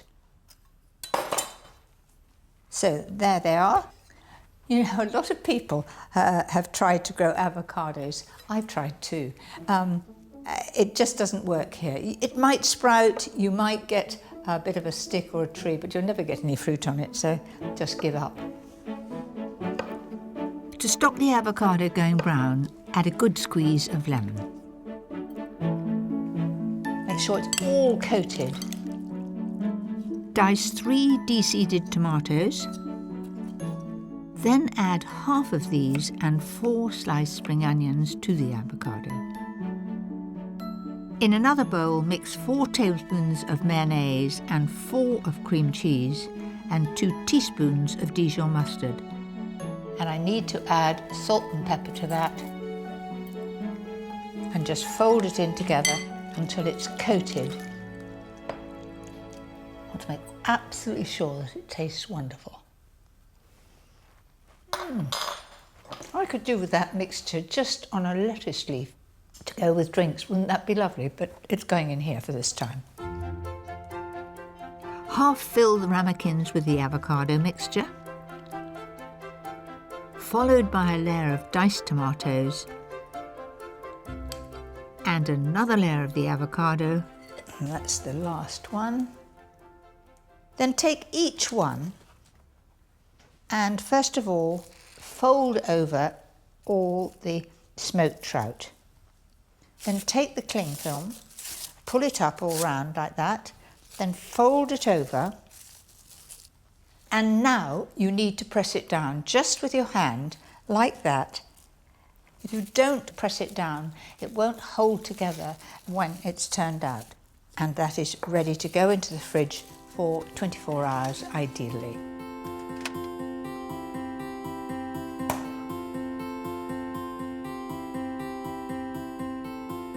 Once the tianes have set, gather some of your salad leaves. A little dash of dressing. Now to the exciting part, turning it out. Like that. Doesn't that look special? I like to serve perhaps a really special bread with it and some unsalted butter. Who wouldn't think that is impressive?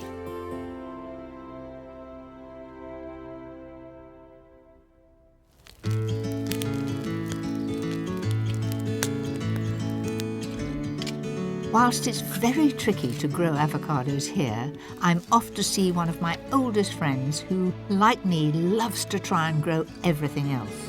Hello! Welcome! Rosemary Moon helped to establish the Tangmere Community Garden in East Sussex.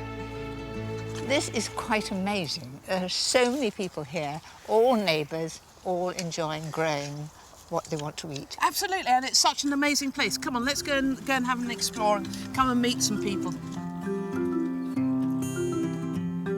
Now in its 5th year, there are around 40 members growing my great favourites, from beans, tomatoes and potatoes to carrots and strawberries. So, Mary, this is Steve and Rita, who are actually Captain Hello. Potatoes and Sweet Corn. Hello. Gosh, you're stripping off because it's obviously warm work. And this is Angie. Now, were you a bit nervous when you started? Did you not know what you were letting yourself in for? I don't know whether nervous is the right word. I was excited. Oh, I didn't were know you? what I was going to let myself in for, but I knew that it was an opportunity to be part of my community and meet new friends again. This was once a disused RAF site, and it's hard to believe that only a few years ago it was barren land. So, Mary, meet the newest members of the garden. Aren't they gorgeous? Absolutely lovely. They are saddlebacks, is that right? Yep, they're saddlebacks. They're 9 weeks old and they're from Aldington Trust up the road. They do like a little bit of a scratch. Come on, my poppet. Come on. There. Is that nice? Oh, look, come on, tummy tickle. I've always been wondering what my vocation in life is. Obviously, tickling. You're a pig whisperer. Oh. You can open your eyes.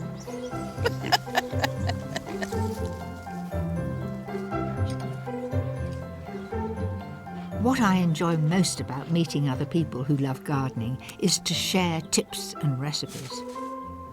So, Sonia and Monica, you've got some wonderful chard here. What do you use it for? We use this basically as the lasagna pasta rather than the lettuce.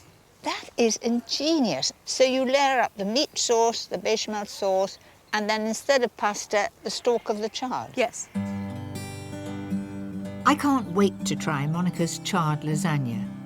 But first, one of my most treasured recipes to make with your freshly dug new potatoes. This really is one of my great family recipes. My mother thought it was good, so it must be good. I think I invented it, I suppose, 15 or 20 years ago, and I've loved it ever since. And it's the one recipe that my mother said, this is really so good. She then went home and made it. And I said, did you have all the ingredients, Mum? And she said, well, I didn't have that fancy ginger that you have. She said, I used some of my dried ginger that I use for making ginger biscuits, and it was very good. We still didn't convert her ever to use real, proper, fresh ginger. Right, I'm going to start off by making the marinade, and I'm going to marinate this overnight, ideally. So, first of all, I'm going to put the orange juice in the bag. Then add 4 tablespoons of soy sauce, about an inch of grated ginger, 3 cloves of garlic, a teaspoon each of chopped thyme and sage. All that remains is a little bit of pepper and salt in there. And 2 tablespoons of sunflower oil. So that's the marinade done. Now to the chicken. What I'm going to do is spatchcock them. That means that you sort of flatten them out and you can get a lovely crisp outside to it. So turn it over and get a pair of sharp scissors and then just cut either side of the backbone. Cut that down, and it's not a difficult job, and you can always use the actual bone for stock. And then go the other side of it. I chose to use poussins.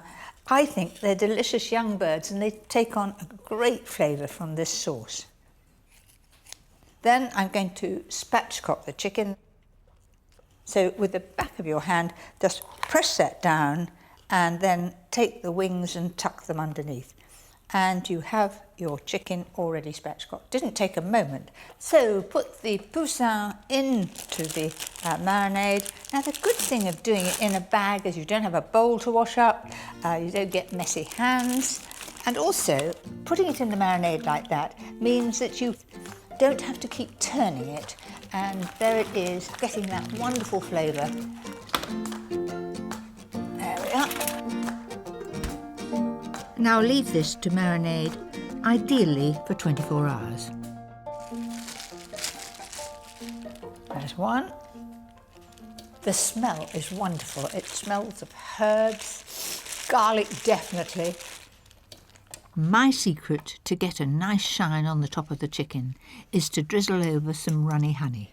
Then that just helps it to get a nice colour on top.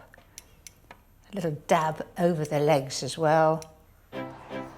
So into the oven at about 180 degrees fan, just until it's got a nice colour. So that's had 20 minutes. There it is. Doesn't that look good? To make a nice rich sauce, add 1 rounded tablespoon of corn flour to a small quantity of the marinade and pour it over the top of the chicken. Then the rest goes in here. Pop it back in the oven for 15 minutes.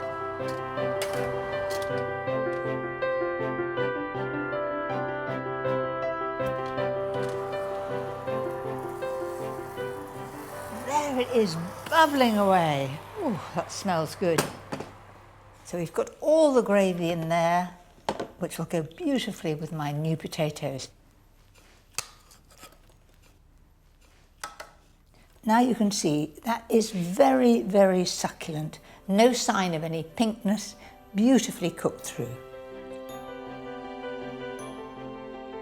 This gravy is to die for. I could just have it as soup. Oh, I've left plenty. So there you have it.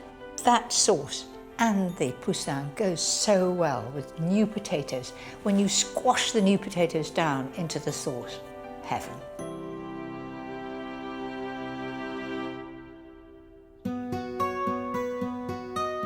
I love the new season's crop, but come autumn, there's always a glut of fruit and vegetables. One of my favourite ways to preserve them is to make a delicious chutney.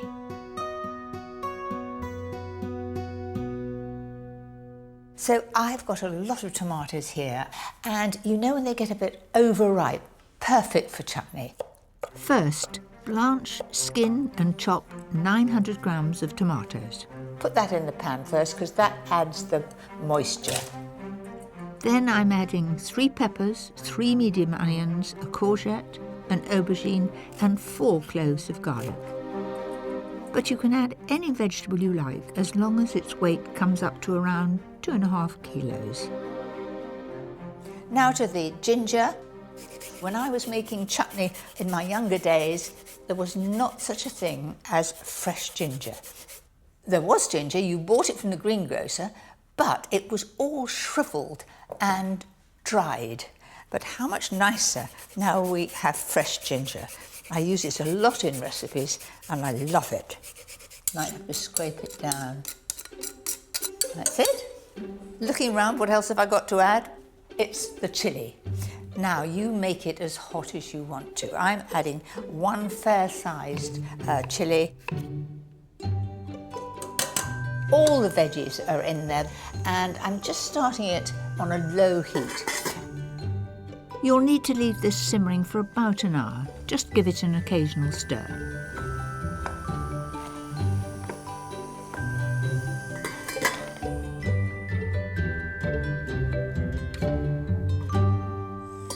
This should be ready.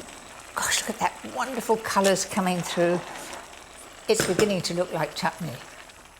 Now it's time to add the spices and seasonings that make it special. 1 tablespoon of paprika, a tablespoon of salt. And then some pepper, just to your liking.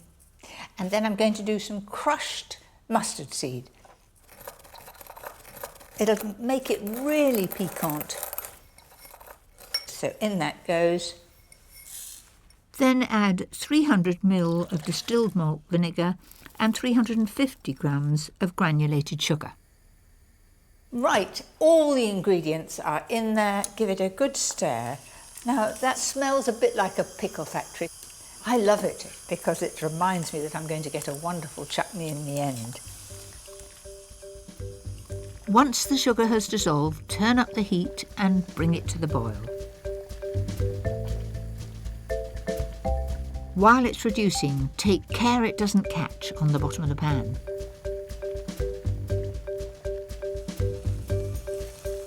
Right, it's got to the right consistency. There is no runny liquid in the bottom. So I'm going to turn the heat off. That looks really good.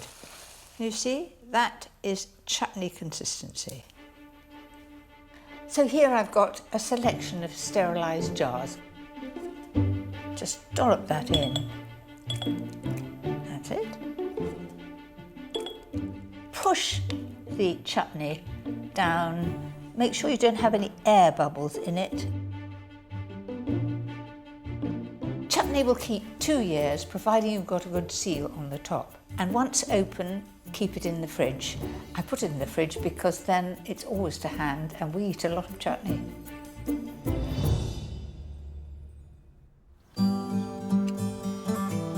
One of the special things about the Tangmere allotment is that it's not only about growing. What I like is that you have cooking sessions here. Yeah. You know, you make pizzas, you've got a sort of a cooker over there. Sort of a cooker? How rude is that? It's not a range cooker, it's a washing machine drum from the local tip. Yeah. And we build a fire in the middle, we've got a great big pan, and off we go. And so in it goes. I'm helping the children to make their own pizza with a very simple dough of flour, oil, water and yeast. I find that if I put my whole hand in the flour like that, okay, it's less likely to stick. So you have a bit of flour on there, look. Okay, now rub your hands together. That's it. Aidan, what are you going to put on top of yours? I'm going to slice tomatoes, some cheese. What would you like to put on? You can't put sweets on top. Come on, what are you going to put on top? Sweet beans. Beans, what a good idea.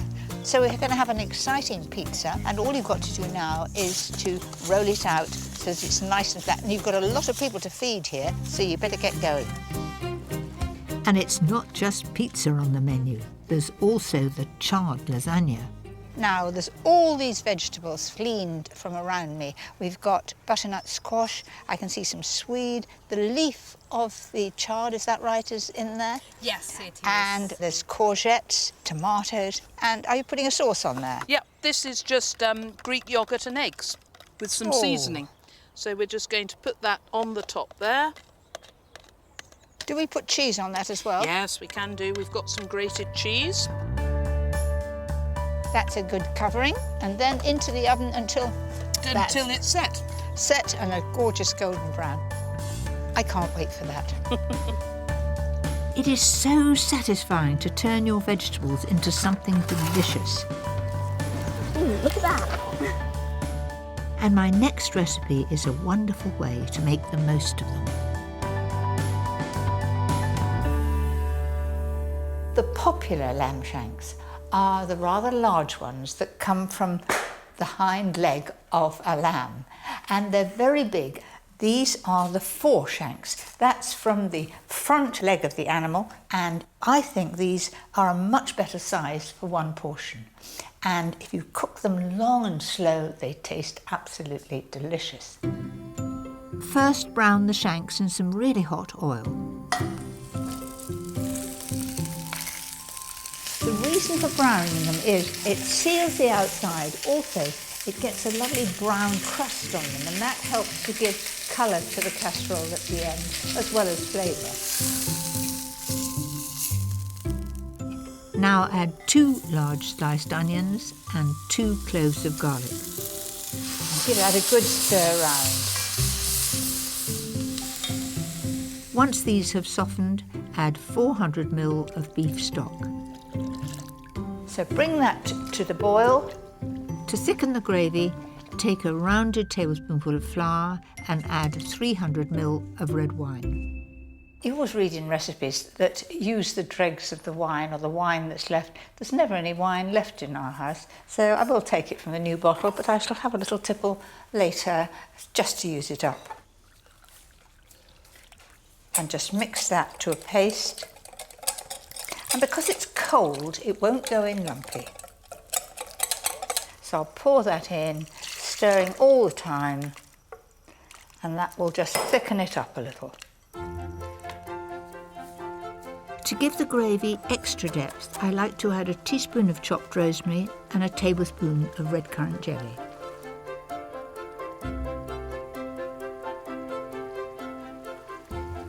It looks pretty delicious there, and I'm just going to let it cook slowly now at 140 fan for about 2 hours, just until it's tender.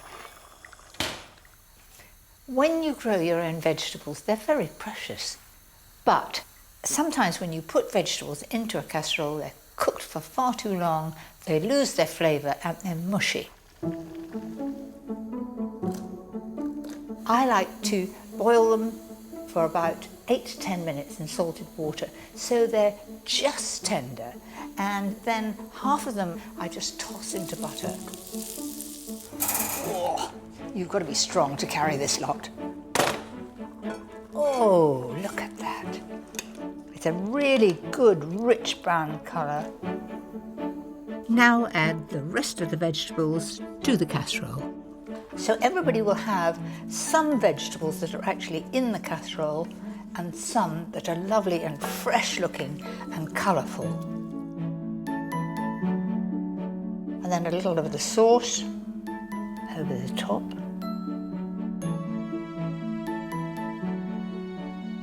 So isn't that something really, really special? Now, I can't resist having a taste. It's coming away like a dream. Look at that.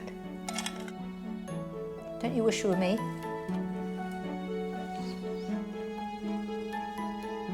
Do you know what? That's a cracking recipe.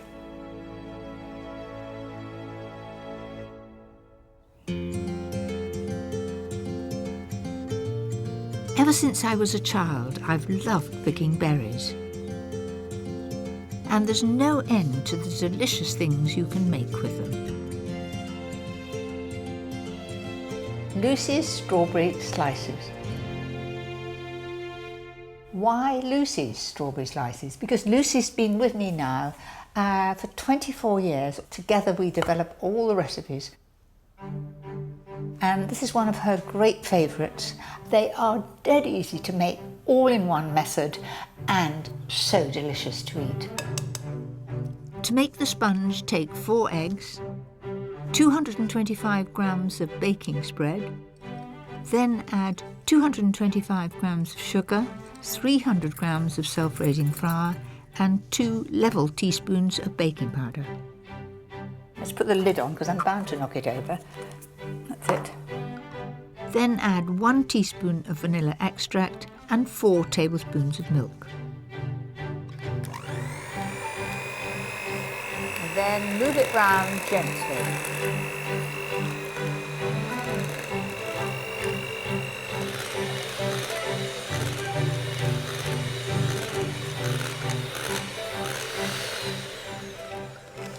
Now that looks lovely and creamy, beautifully smooth. Turn it all into a 23 by 30 greased and lined tray bake tin. Then just level that and push it right into the corners. It does seem very strange not to have little people around dying to lick the bowl. I miss it. But I do cook with my grandchildren. They always want to get to the stage of licking the bowl. So that goes into the oven now at 160 fan, and it will take about 35 minutes.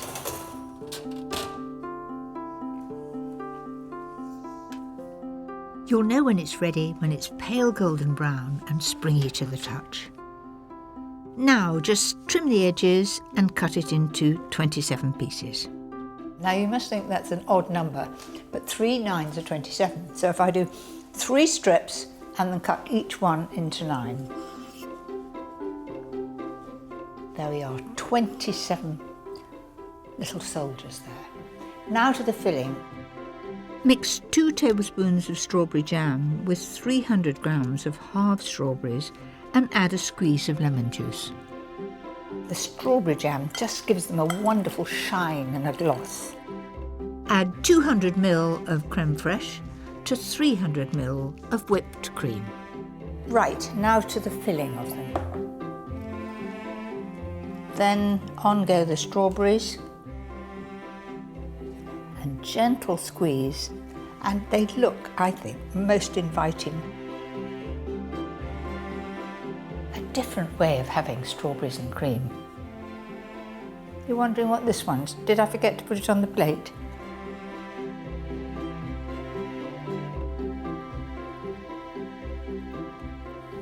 That is blissful. It really is. In fact, I can't wait for the next slice.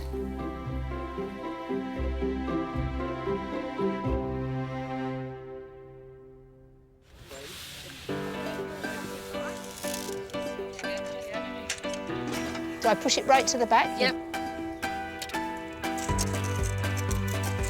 That's it.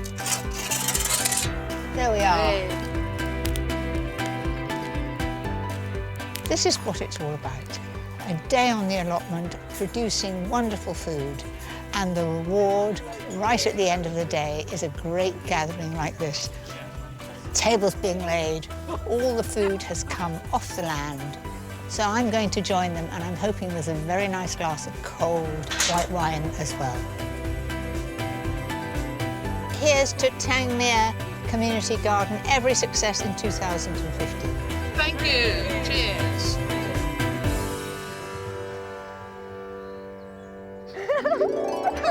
Next time, who's got room for my favourite pudding? It's my favourite recipes inspired by my family.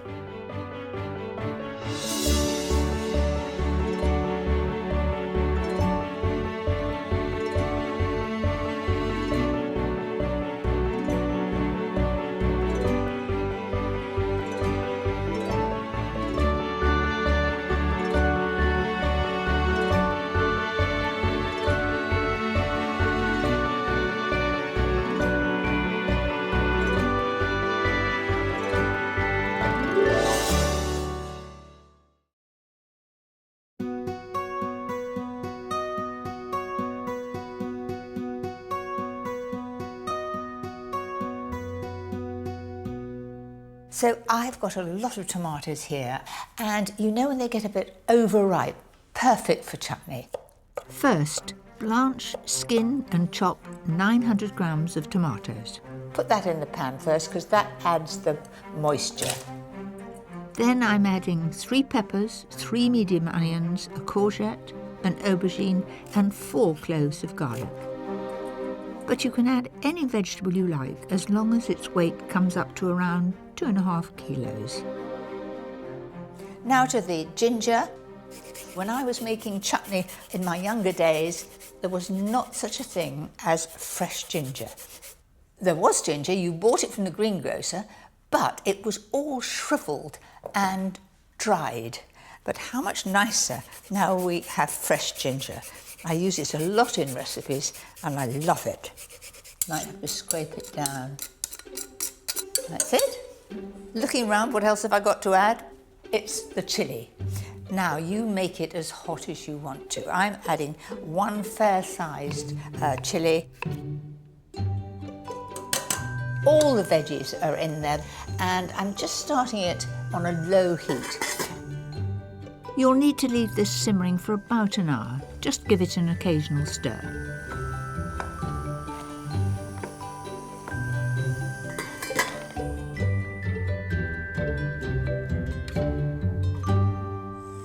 This should be ready. Gosh, look at that wonderful colours coming through. It's beginning to look like chutney. Now it's time to add the spices and seasonings that make it special. 1 tablespoon of paprika, a tablespoon of salt. And then some pepper, just to your liking. And then I'm going to do some crushed mustard seed. It'll make it really piquant. So in that goes. Then add 300 ml of distilled malt vinegar and 350 grams of granulated sugar. Right, all the ingredients are in there. Give it a good stir. Now, that smells a bit like a pickle factory.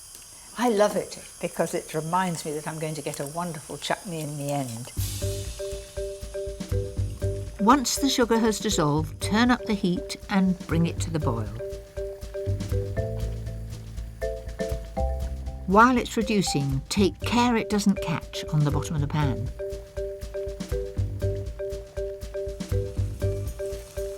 Right, it's got to the right consistency. There is no runny liquid in the bottom. So I'm going to turn the heat off. That looks really good. You see, that is chutney consistency. So here I've got a selection of sterilised jars. Just dollop that in. That's it.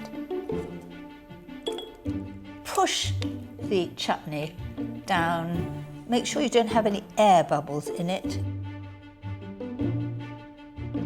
Chutney will keep 2 years, providing you've got a good seal on the top. And once open, keep it in the fridge. I put it in the fridge because then it's always to hand and we eat a lot of chutney.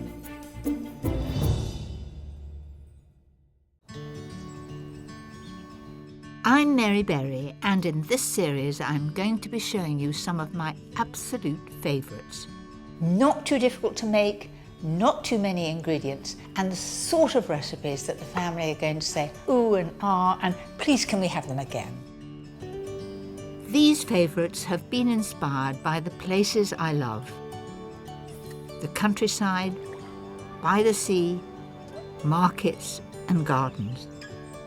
And of course, my home.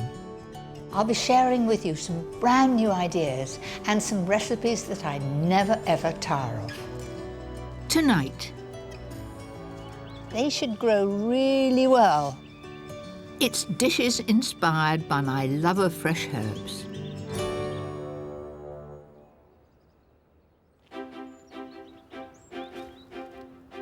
I love growing my own herbs. It's very easy, I'm getting better at it, and they're an inspiration for many of my recipes.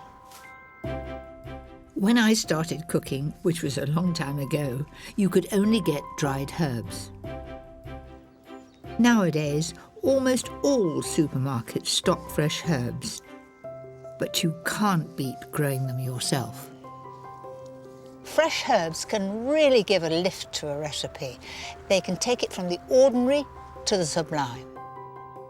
And tonight, I'm going to show you some delicious recipes using my favourite herbs. A luxurious platter for special occasions.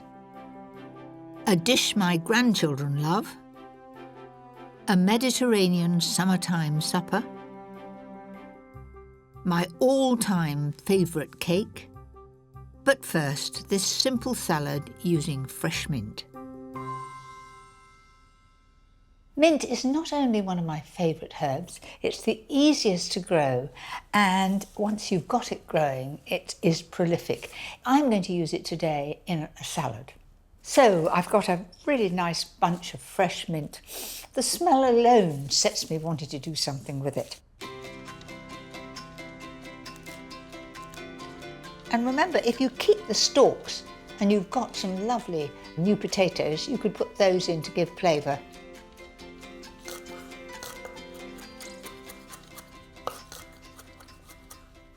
Then I'm going to do the cucumber. This is rather a big cucumber. I'll only need half. Peel the cucumber and cut it down the middle. And I always take the seeds out for a salad because they just make the salad very, very wet. Then I'm going to just cut little half moons of it. All that remains is for me to do the melon. Isn't this a prized beauty? You know, you can grow them. Thomas, our son, has a raised bed and he grew them just about this size last year. I'm growing them too, but mine are miniature ones. So I'm going to cut that in half. And all the glory is in the middle. Look at that. Doesn't it look tempting? It makes you think of summer. Cut the melon into quarters and remove the skin. Cube and take out any seeds. This salad is simplicity itself. For a simple zesty dressing, I'm using the juice of half a lemon. You know, lemon and mint go so well together.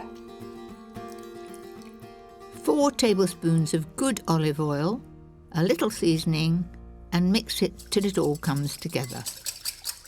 That's it, that's ready to go over the top. The melon in the base, some cucumber, generous amount of mint there.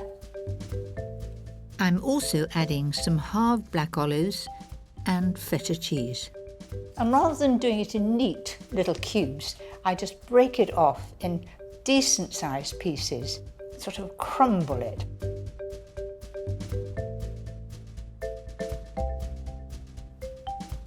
Isn't this simple? And it just reminds me of summer, these vibrant colours.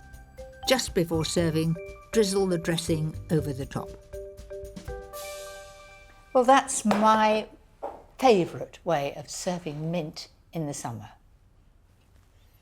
Oh, that smells of summer, that mint. The aroma is amazing. I can get all that in one go, can't I? To me, that tastes of midsummer, lovely warm sunny days, full of flavour and lots of crunch.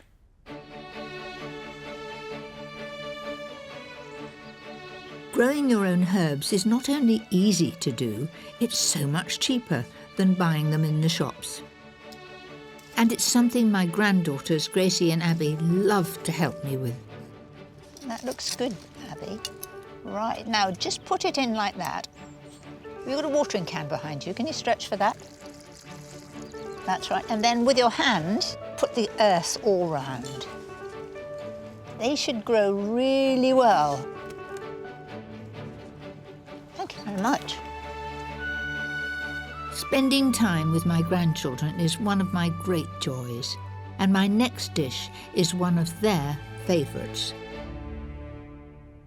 So I've got 500 grams of good minced beef here. Add a finely chopped onion to the mince and 2 cloves of grated garlic, It's only actually since I've been married that we've had meatballs. Mum used to do what she called Scotch mince, and that was just fried mince, no onion, and a good gravy. We used to love that as children, but I've found that my young absolutely love meatballs. Then I'm going to put some thyme in there. Now this is broadleaf thyme, and as you can see, it's got a very woody stem, and it is very strong, much stronger than you would buy in a supermarket because it has matured over the years. Thyme is wonderful because it's always there, winter, summer, it doesn't lose its leaves. In it goes. Next, add 50 grams of grated parmesan and half a teaspoon of paprika. It gives a nice bit of colour to it. And then pepper and salt. 1 small egg, that just holds it all together. So just mix all that together. And do you know what? I'm going to discard the spoon and use my hand. You can really get the feel of it. If it's a wet day and it's school holidays, children will help. They love to help to cook, especially when it's something they're going to enjoy for their lunch. Shape the mixture into a cake and divide it in 4. Each section will make 6 meatballs. You just get the mixture, slightly damp hands, and shape them into a ball. I would say they're golf ball size. My husband plays golf. They look just like golf balls to me.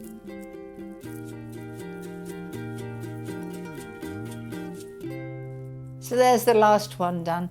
Makes a pound of mince, 500 grams, go a long way, doesn't it? It's best to chill the meatballs in the fridge for half an hour before frying. One of the secrets of making really good meatballs is to brown them well and then not to cook them for too long. They should be soft when you break into them, just like a good beef burger. And be gentle, because in fact, if you're brutal with them, they will break up. Once they're brown all over, start the tomato sauce in the same pan. First soften 1 finely chopped onion. And essential to get that tender before you add the other ingredients. So in goes 2 or 3 cloves of garlic, just to what your family likes. Add 600 mils of passata, 1 teaspoon of caster sugar, and 3 tablespoons of tomato puree. If you like it fairly piquant, a few drops of Tabasco, and then we need salt and pepper. Stir that in, and so I add about 300 ml of water to that. You might say, why add water to that? But it does intensify the flavour. I'm just going to leave that for about 10 minutes to bubble gently and reduce.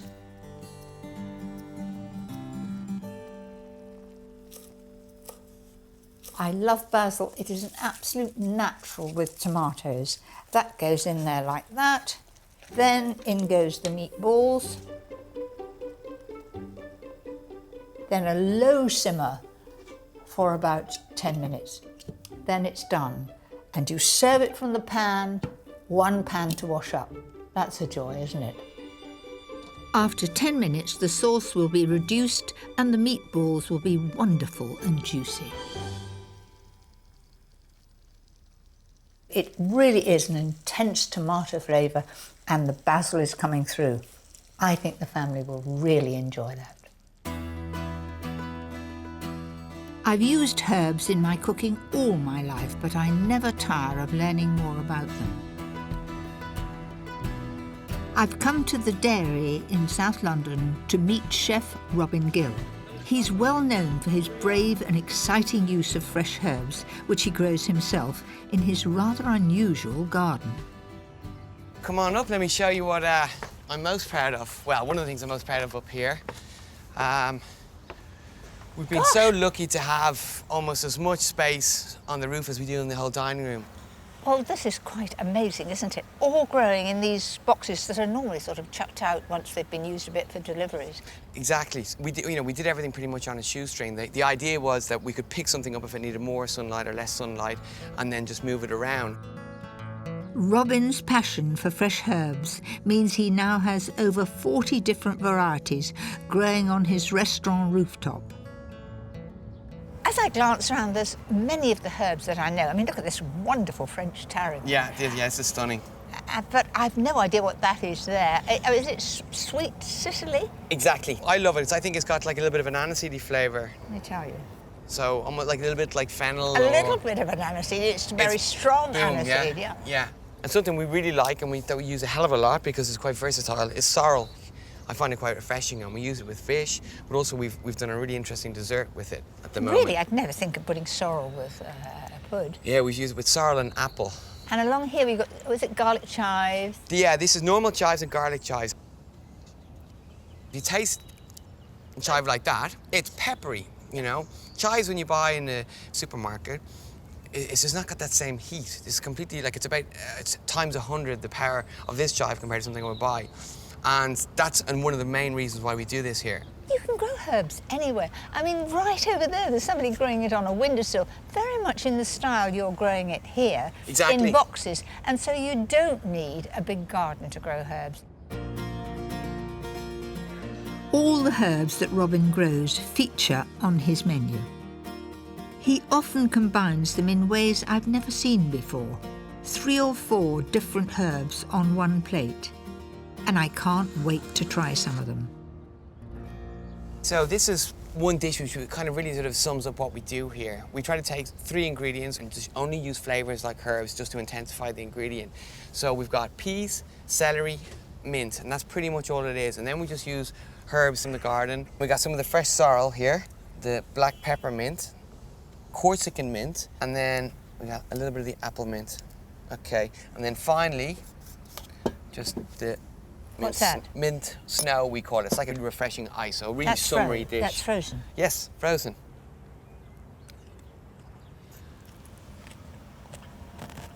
You can hear the crunch. Do you know, that's sheer heaven. The herbs really help the dish, and the sorrel's coming through strongly. Yeah. And I like the idea that there's a hint of lemon, a lot of mint. It's not only Robin's diners who benefit from the herb garden. They also provide an urban haven for the bees. So I'm going to take... Oh, gosh, that was bursting out of the middle. Yeah. Ooh. You needn't bring the bees too near. No.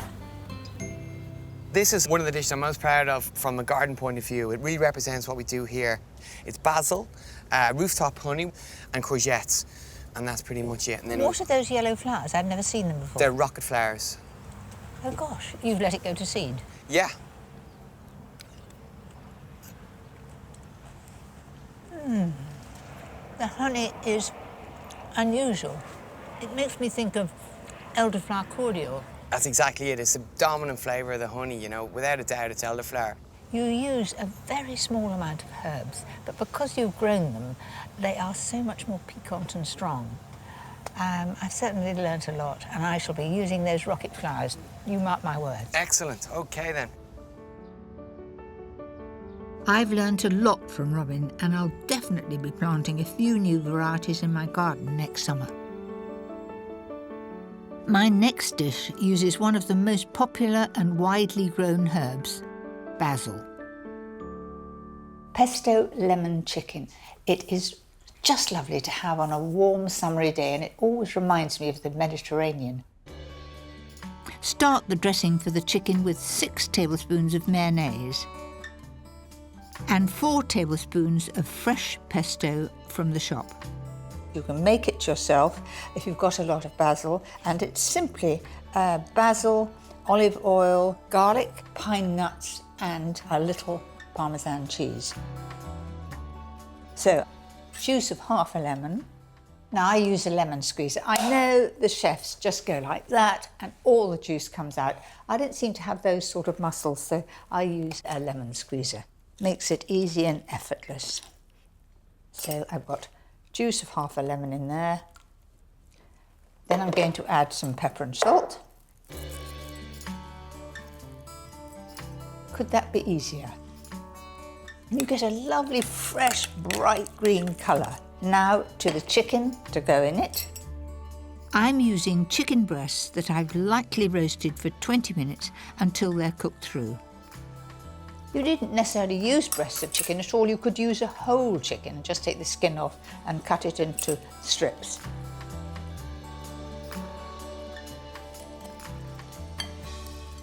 And making sure that every bit is coated, I think that looks really, really summery and good.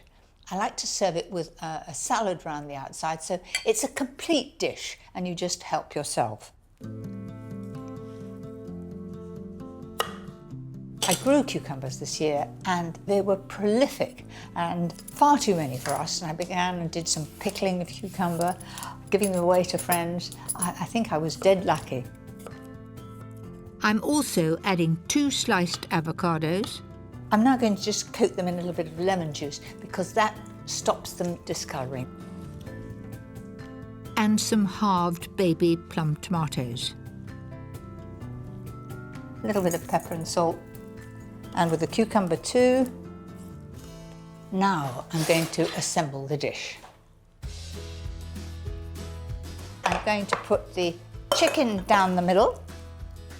And remember, ideally make it the day before and just leave it in a bowl covered with cling film in the fridge, and the chicken will taste of basil. So quite sort of higgledy-piggledy here. This all looks so beautifully fresh and tempting. If you like, top it off with some micro herbs and a handful of toasted pine nuts. I'm just going to put a little drizzle of oil and vinegar dressing over the top. And because this is very much a basil salad, I'm going to put a few leaves on it. Like that on the top.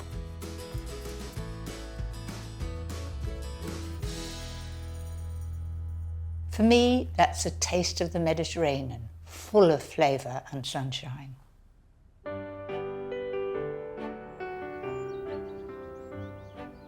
Herbs are a great way to add sophistication to a dish when entertaining guests. And I love using them to add zing to this salmon, prawn and potato salad platter. If we're having friends round and I'm doing a buffet, I always include a salmon dish. First, season 3 medium salmon fillets and add a good squeeze of lemon. Lemon and fish go very well together. Wrap them in foil. You don't need to seal it because it's not going to run away. And cook at 160 fan. And it'll take about 15 minutes. I've already boiled 500 grams of new potatoes. And whilst they cool, I can make the dressing. 3 tablespoons of Dijon mustard. 3 tablespoonfuls of white wine vinegar. 4 tablespoonfuls of oil, and then a tablespoonful of sugar. And best to use caster sugar because it dissolves quickly. Add a little seasoning and give it a good whisk. Now this is a very mustardy dressing, but it goes well with the potatoes. Doesn't take much mixing, that's it. Once the potatoes are cool enough to handle, quarter them and add them to the dressing. I think a potato salad is something not to be forgotten. So much pasta and rice is served as salads, but there's nothing to beat a good potato salad. The warm potato will absorb this lovely mixture of mustard and oil. To add some crunch, slice 3 spring onions and 4 sticks of celery. When I was young, Dad used to grow it, and we had celery with everything. It was almost too much celery. Next, add 6 tablespoons of mayonnaise and the chopped spring onion and celery. So it is not going on the floor, it's going straight in the bowl. That's it. And to add a bit of colour, a few thinly sliced radishes. Mix all that together. The radishes have a very piquant flavour, so if they're thinly sliced, they just fit very well with the salad. That's it. Now, some wonderful fresh parsley. If you can't be bothered to chop parsley, I've got a quick tip to speed it up. Put it in a cup and then just snip it with scissors. And if you've got an extra pair of hands in the kitchen and it's one of your children or grandchildren, they love doing this little job. That's it. Then put some of it in here. So mix all that together. Parsley works really well in this potato salad because it gives the brightness of the green as well as adding to the flavour. Just going to put that to one side and see how the salmon's doing. There we are. Now that is absolutely perfect. And then you just flake that up in sort of reasonable sized pieces.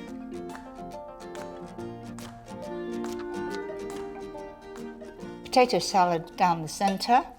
I'm trying very carefully not to drip it on the side.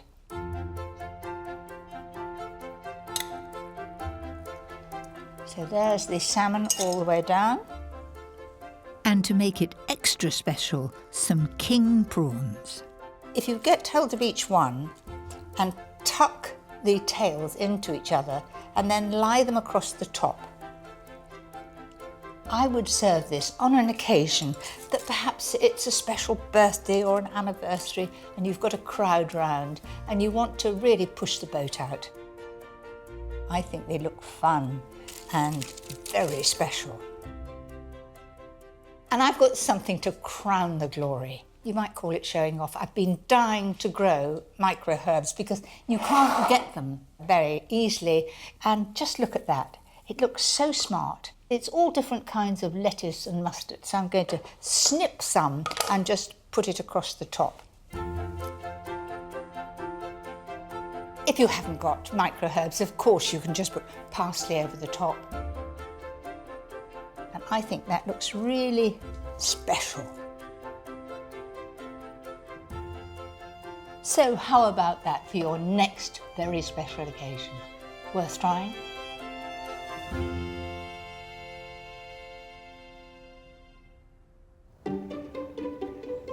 Herbs aren't exclusively for savoury dishes. They can also be great in cakes and puddings.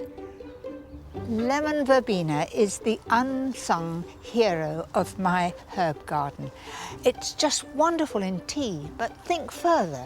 Finely chopped leaves are a great addition when you want a lemon flavour. I love it so much, I'm going to use it in my signature lemon drizzle cake.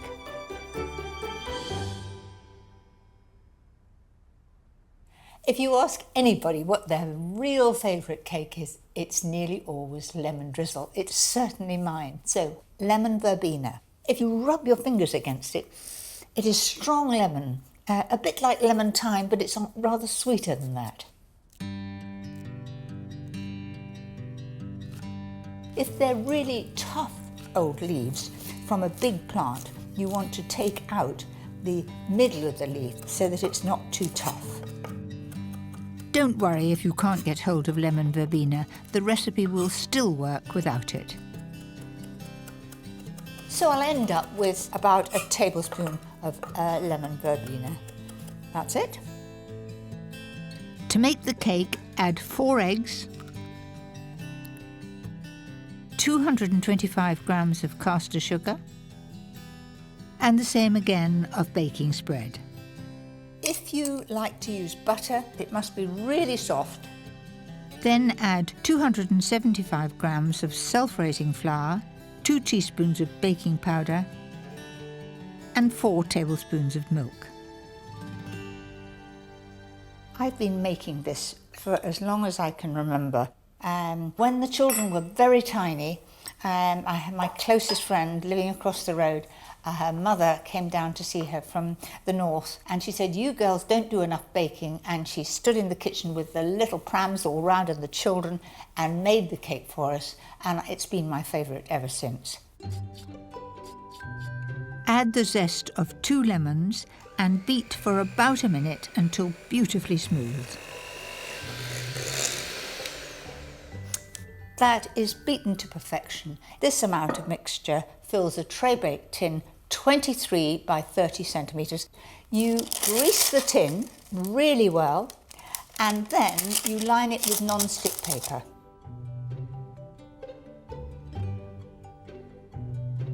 I've made more of these than you've had hot dinners. If you haven't got this size tin, the same amount of mixture will fill a 20 centimetre round tin or 2 1-pound loaf tins. It needs to go in the oven at 160 for about 35 or 40 minutes. Whilst the cake bakes, get on with the delicious lemon drizzle topping. Nothing could be simpler. Start with the juice of 2 lemons, then add 175 grams of granulated sugar, and it's ready.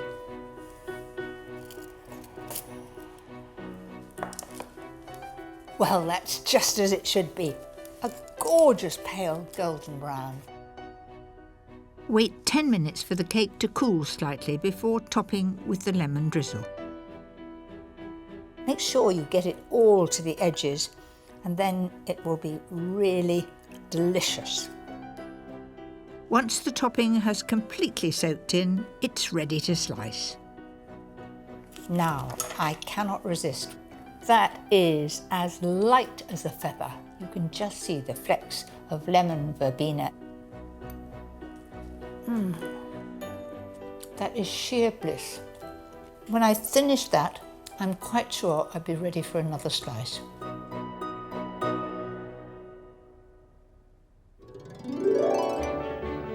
Next time. That's a bit sharp at the moment. No, I think it's lovely. It's my favourites from the local farmers' market.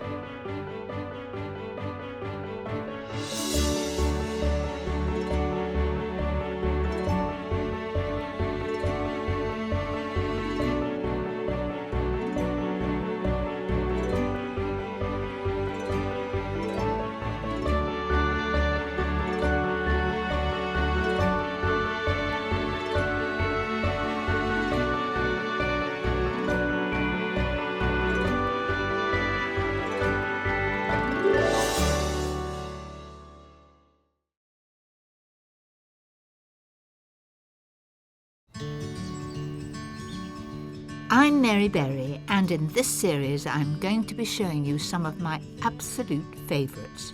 Not too difficult to make, not too many ingredients, and the sort of recipes that the family are going to say, ooh and ah, and please can we have them again. These favourites have been inspired by the places I love. The countryside, by the sea, markets and gardens. And of course, my home. I'll be sharing with you some brand new ideas and some recipes that I never ever tire of. Tonight. Don't you lose it now. Oh, there you go. There's your fish. Food inspired by my love of the countryside.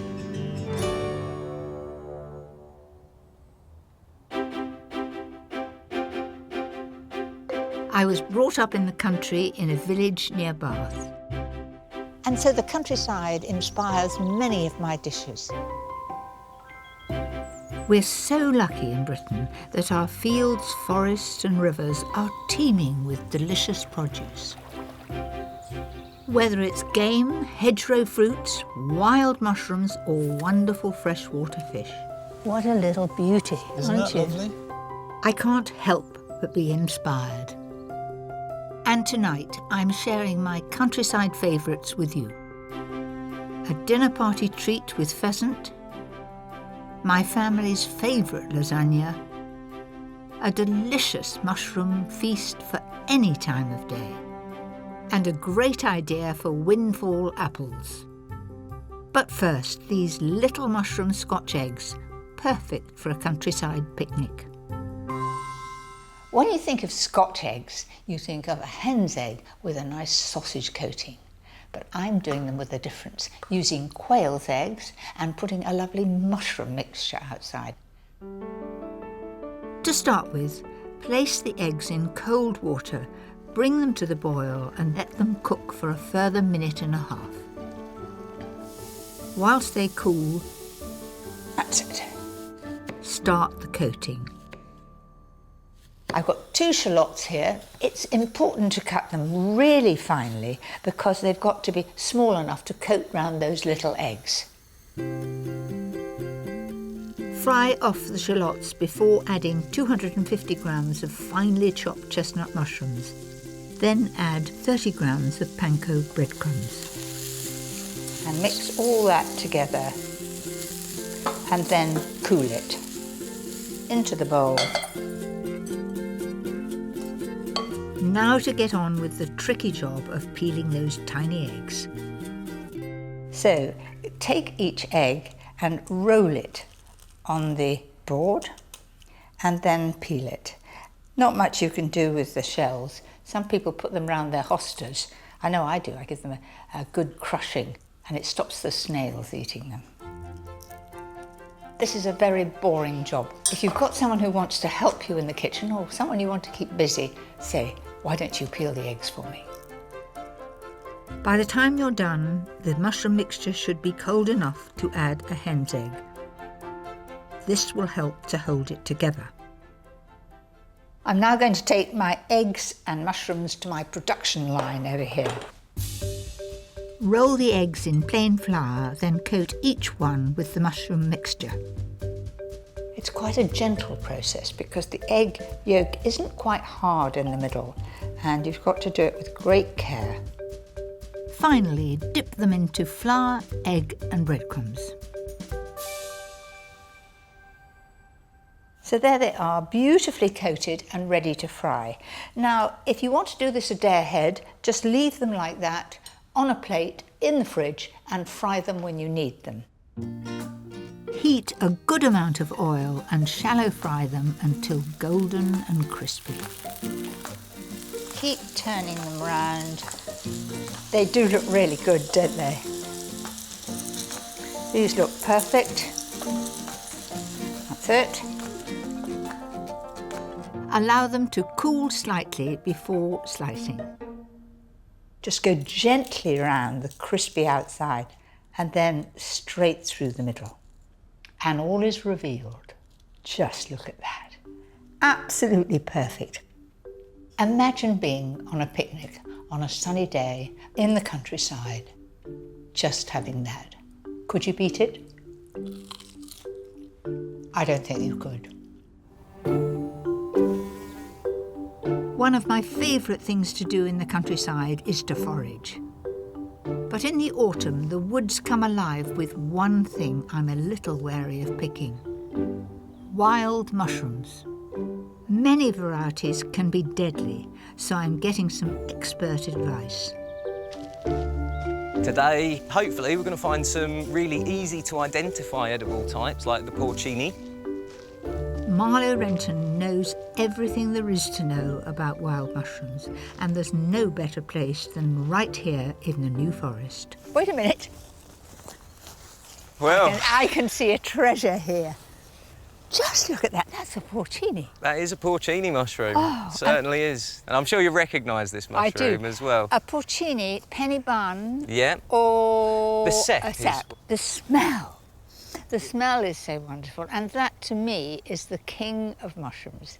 It is just about the tastiest mushroom that you get in the wild in the UK. I hope there's some more to find. That's the first mushroom we've found. This is obviously going to be a good day.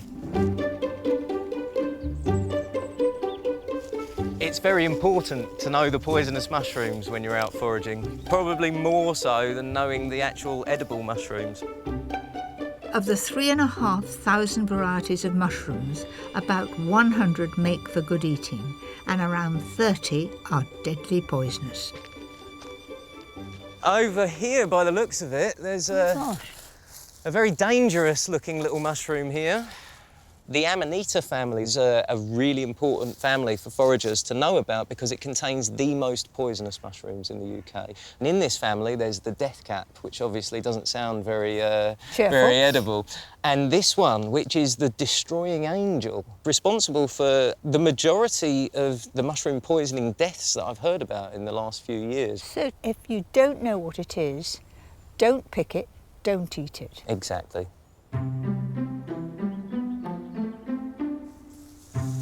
There's something white over here. Do you know what those are? Oh, wow. Do you recognise this mushroom? This Not is the at sort of all. mushroom that you find in restaurants and all the best markets in France. This is a gourmet mushroom. First of all, as you said, it's kind of a whitish cap. Yep. And then underneath, it has these spikes or spines instead of gills or sponge. And that tells me that this is a hedgehog fungus, Hydenum repandum. This is the safest mushroom to forage in the UK. There is nothing else that looks like this. And these little spikes, you need your glasses on to see them, but they are standing up like a hedgehog. One last little thing with the hedgehog as well. When you find the hedgehog fungus, we always scrape off the spines before we put it in the bag. If there are any spores, any babies mature enough on those spines to actually go and create a new mushroom, we've left them behind to do that. Right, let's see what else we can find. What's that? It's a very interesting mushroom. It's in the Boletus family, along with those porcinis, the one that we found earlier. But this one has very definite red on the sponge. And secondly, when we cut through this Mind your mushroom, hand. it will stain very blue very quickly. Good gracious, that is unmistakably blue. And also it looks a little bit frightening. I wouldn't go for that. If you don't really know what you're doing, you should leave them behind because some of them are deadly poisonous. If you are not brave enough to go picking by yourself, stick to the huge variety you can find in the shops. Now, to make the most of them, here's a favourite of mine.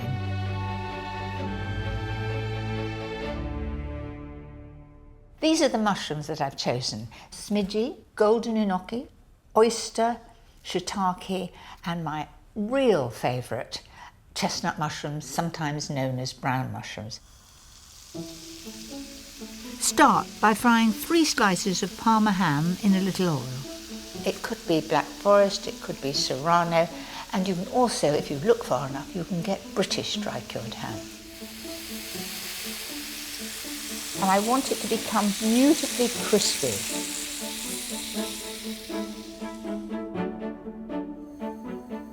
In the same pan, add a little butter and lightly fry 2 slices of brioche. The aim is to get all this lovely gubbins in the bottom from the ham, which is salty and a delicious flavour. There you are, absolutely perfect. Now to the mushrooms. I'm going to take some of the stalk off, and then these little chaps. In the war, we lived in a house with a cellar, and Dad used to grow mushrooms in the cellar, and it was almost like magic. The day before you wouldn't see any mushrooms, and then you would these little tiny button mushrooms. So I've enjoyed them all my life.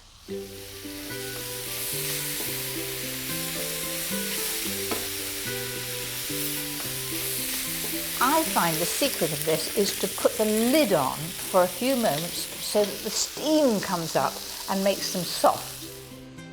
When the mushrooms have softened, take the lid off so any extra liquid will evaporate. Then I'm going to add a dollop of creme fraiche, full fat of course. Don't make the mistake of using low fat creme fraiche. It wants to be really rich and a good consistency. And it's ready.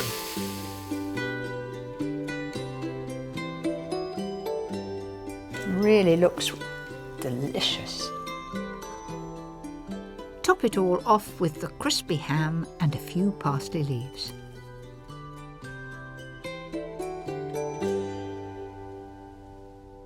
I think that looks so tempting. Do you know, I'm just going to pinch a little bit off the side and a bit of bacon. They won't miss that bit, will they? I think that is a great light lunch, especially if you've got the girls coming around or you've played a game of tennis or golf or something. Come home and have that. Brilliant. One thing we're lucky enough to have in abundance is game. But it can seem daunting to cook.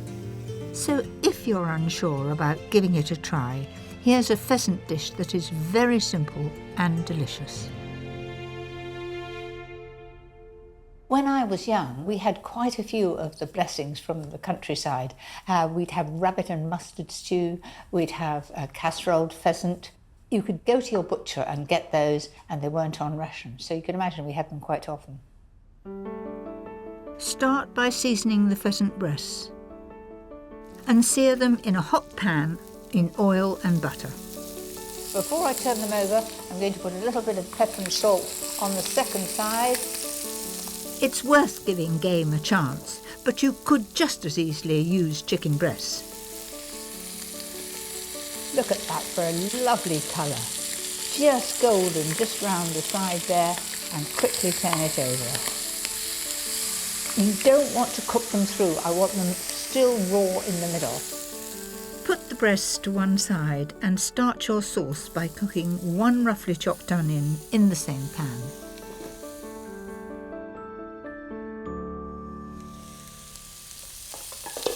So those look pretty good to me. They're translucent, they're not too brown.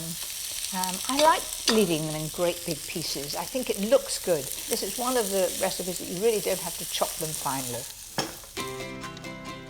Now add 2 level tablespoons of paprika,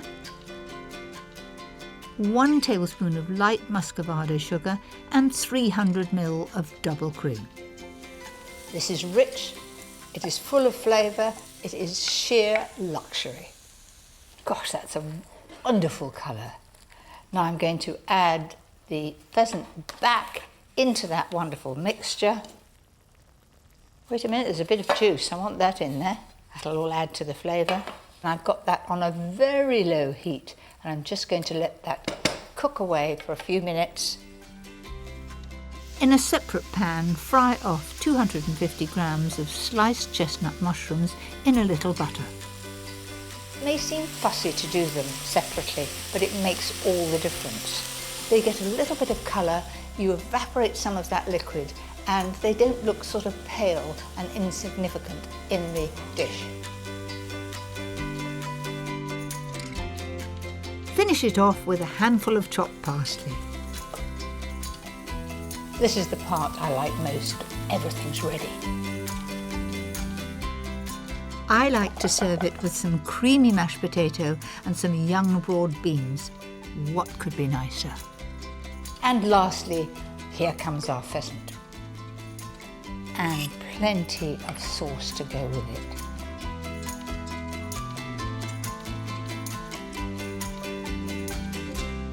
Now, who could resist that? My pheasant breasts with a rich, creamy sauce with mushrooms and paprika. Whilst our forests are bountiful with wonderful game, we're also lucky enough to have some of the world's great fly fishing rivers. Here on the River Test, people have been fishing since Roman times.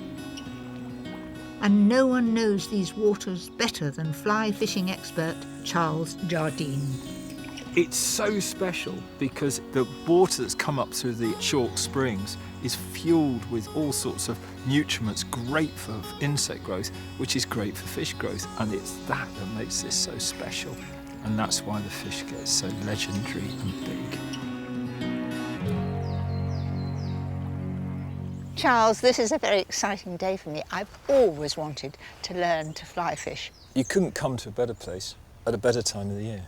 Really? Yeah. Oh, well, that's comforting. And you can see how clear it is. Look at it. I mean, it's beautiful. It's so peaceful, you could hear a pin drop. Well, that's why we do it. This is a sport where you can just immerse yourself in it and just become at one with the river. These rivers are a host to some of the country's finest freshwater fish, such as grayling. But what this area is most famous for is its trout. The idea is to cast And what I want to try and do is make a big plop. Lift and just tap. Do you remember? So we'll cast over there. Oh, you got one. There's a fish. It's so Where is small. it? It's there. It's a minnow. But you've got to start somewhere. There you are. You've caught your first fish on a fly. Now, It's wait a not minute. colossal. It's a minnow. That was a second cast, but I've never seen a smaller fish. Shall I just chuck that back Yeah, in? I'll just pop it back in. There we are. If Charles and I want a decent lunch, we're going to need something rather bigger than that. There is a big grayling up here, and I'd just like you to see one, really. There we are, there's our grayling. Now, what I want you to do is to feel a fish, and then I want you to catch one. Just feel what it's doing. This is where you need soft hands. And you just wait until I've got my net, and then I'm going to show you one of nature's little joys. And just move the rod tip towards me and slide the fish across the water. There we go. That's a grayling. And if you look at this beautiful fin, isn't that beautiful?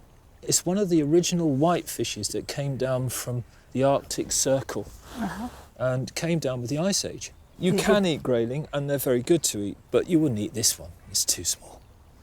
So he's going back. That one's going back. There you are. That's gone off quite happily. I'll spend hours putting fish back, but that's a grayling. Now we want a trout. With no sign of the elusive trout, we decide to try our luck a bit further upstream.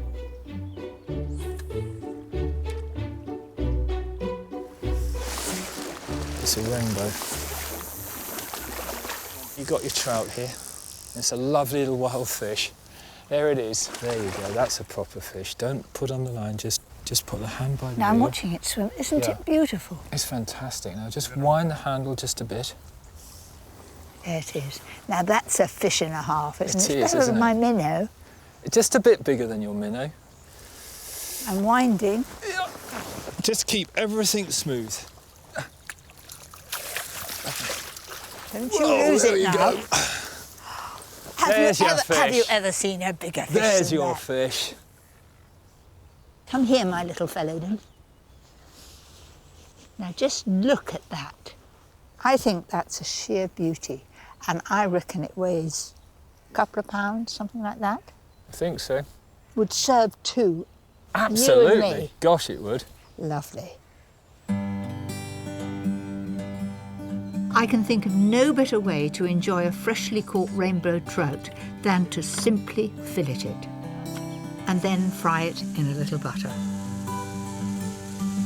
Look at that. Look. That's fantastic. Look Not at that. bad.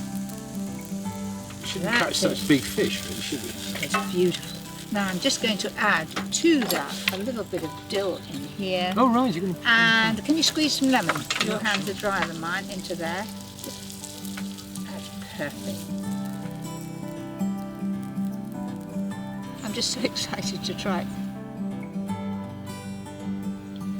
That's truly lovely. It is sheer perfection. All I've got to do is to thank you for such a memorable day. Oh, thank you. Do you know something? I think I've got the bug.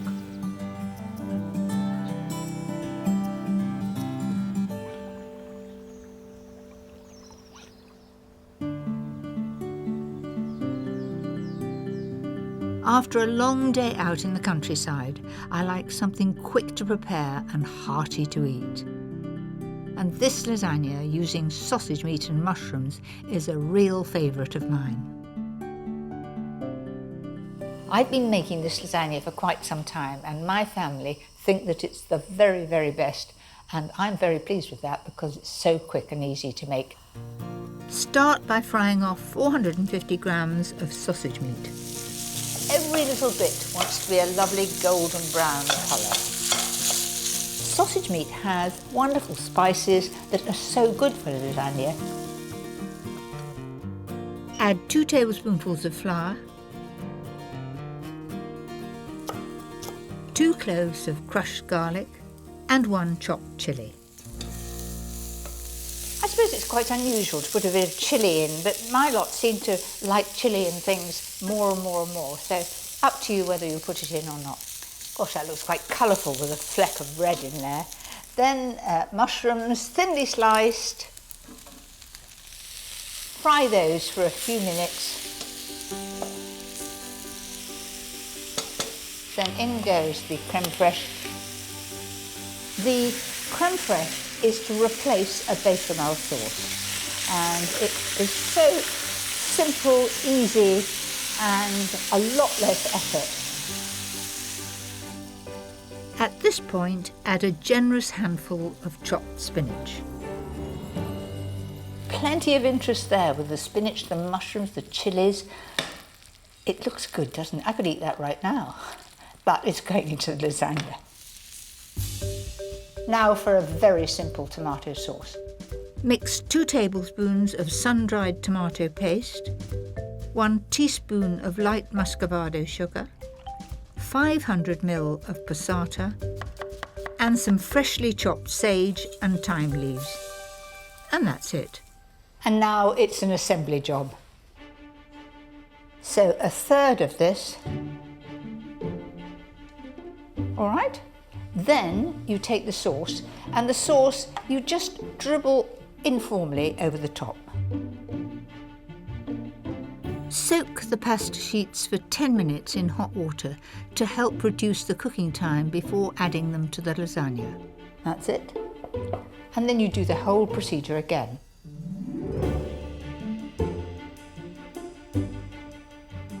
Top it with the final layer of meat and the last of the tomato sauce. And just to finish that off, giving a lovely crispy top, some cheese. I like to use cheddar cheese, but you can use any hard cheese or end bits that you've got left in the fridge. And that will all melt and become crispy on top. Cook it at fan 180 for 20 to 30 minutes. Until the pasta is soft and the top is golden. Oh, just a gentle bubble around the outside. So I reckon that'll serve about 6 people, and it's best served the moment it comes out of the oven. Oh, look at that. How's that for a different pasta? Little bit of spinach, little bit of chilli, not too much pasta, lots of sauce. It's a bit hot, but I think I'll have a quick taste. I'll take it from around the edge like you tell the children to. Oh, you can't beat it.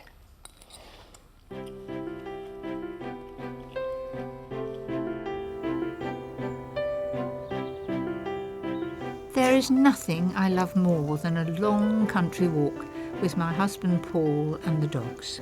Oh, there look some good ones over there. It's a perfect excuse to gather blackberries for a pie. I'm not the only one that likes blackberries. Sloes for sloe gin.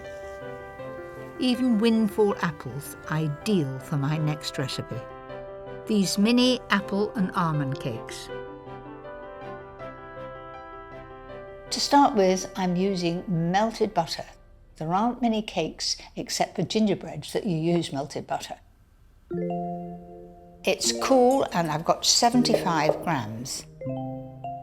Then 100 grams of caster sugar, 100 grams of self-raising flour. This is really so simple to make. Add 1 egg and half a teaspoon of almond extract.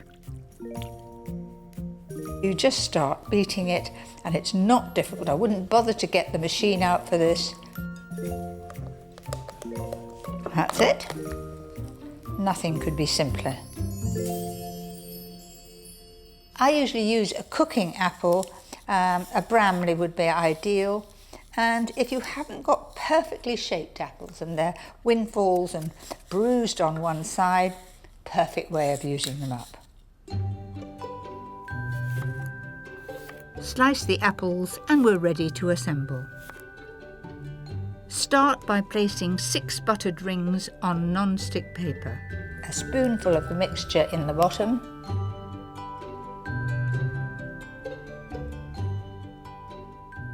And once you've put those 6 sort of dollops, then hold the ring and just spread that to the edges. And then the apple, it'll take about 3 slices of apple, and try not to let the apple touch the ring, just put it just inside the ring. There we are. Then I'm going to put the rest of the mixture on top. These are so simple, you could knock them up in no time if you get a surprise visitor coming for tea. Level the tops off with the back of a spoon and sprinkle with flaked almonds. That's it, they're ready for the oven. Now, those go in the oven at 160 fan, and they will take about 25 or 30 minutes.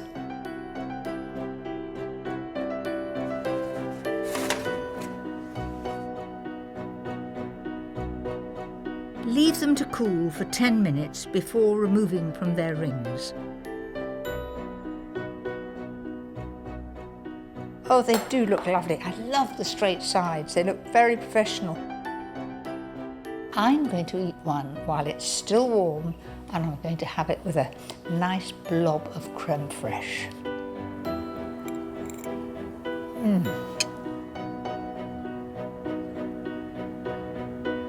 That is sheer heaven.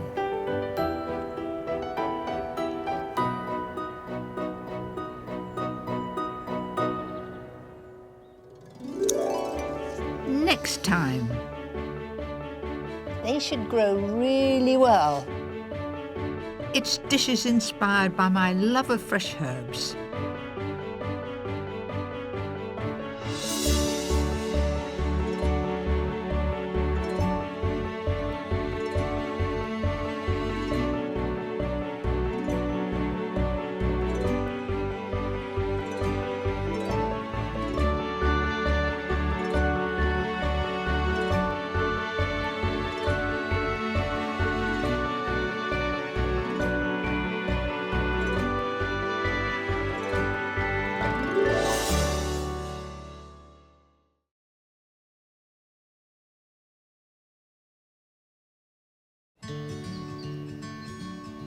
I'm Mary Berry, and in this series I'm going to be showing you some of my absolute favourites. Not too difficult to make, not too many ingredients, and the sort of recipes that the family are going to say, ooh and ah, and please can we have them again. These favourites have been inspired by the places I love. The countryside, by the sea, markets and gardens. And of course, my home. I'll be sharing with you some brand new ideas and some recipes that I never ever tire of. Tonight, Is that a bit sharp at the moment? No, I think it's lovely. it's my favourites from the local farmers market.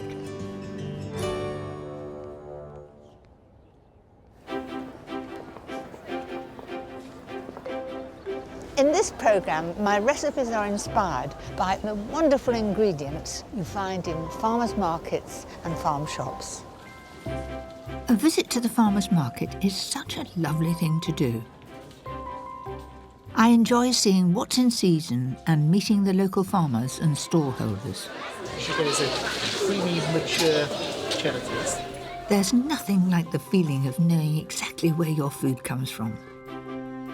Tonight, a delicious soup using one of British farmers' best-loved vegetables.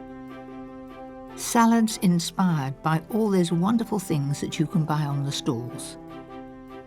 A family favourite with lovely local sausages. A showstopper pud perfect for hand-picked berries. But first, a dinner party dish with one of my personal market favourites.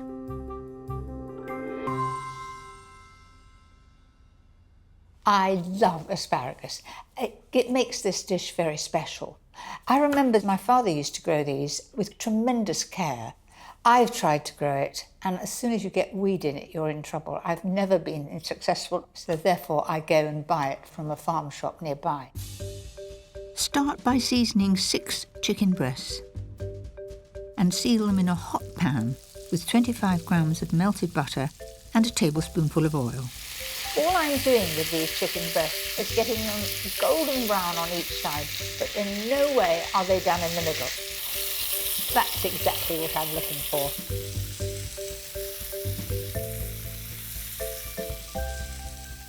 When they're golden on the outside, remove them from the pan and start the sauce. I've got these beautiful shallots here, but they are absolute devils to peel. I find it best to put them in boiling water. It just loosens the skin, and so that's exactly what I'm going to do. I've got a pan over here, and it's a very good tip if you're doing pickled onions. You know those little onions that take ages to peel? So I'm going to leave that off the heat for about 5 or 10 minutes. Rinse them under cold water and off comes the skin. Then cut the shallots into quarters to fry. I'm using the same pan. Not only does it save the washing up, but you do get the flavour of the chicken juices. To thicken the sauce, use a heaped tablespoon of plain flour. This is an old-fashioned tablespoon. Measure it carefully if you like, 30 grams, but I promise you if I put that on the scales, that's what it'll be. So in the bowl. Combine the flour with some of the 400 ml of cold chicken stock. I'm going to make that really, really smooth. You might think it's a bit like making custard. Then I'm going to put the remainder of the stock in here, like that, and I'm going to pour that in, stirring all the time, and that will thicken it, which indeed it has. And this is absolutely smooth, as you can see. There's no sign of a little white lump. Add some freshly chopped lemon thyme and the seared chicken breast back to the pan. Now, there are some juices on that tin, which I certainly do not want to throw away. That'll all add to the flavour. On with the lid and leave that to cook for about 20 minutes on a very low heat, and keep your eye on it, and it should have just a gentle bubble from time to time. Next, the asparagus. So to start with, take the asparagus and it will break where it's tender. Then they should really give a nice crack. Chop up the stems into thickish slices, nice and evenly, but keep the tips whole for garnish. Add them all to boiling salted water for 2 to 3 minutes. And it's time to check the chicken. To make sure it's cooked, I'm going to look at my portion. Now that, to me, is perfect. It's still got a spring to it. So let's put that back in the pan. And to finish, squeeze the juice of a lemon into the pan, add a 200 ml tub of full-fat creme fraiche, and of course, the cooked asparagus stems. Not only will they add flavour, but they'll add colour. So in they go. Finally, add a couple of tablespoonfuls of parsley, just roughly chopped. Looks lovely. Now, ready to serve.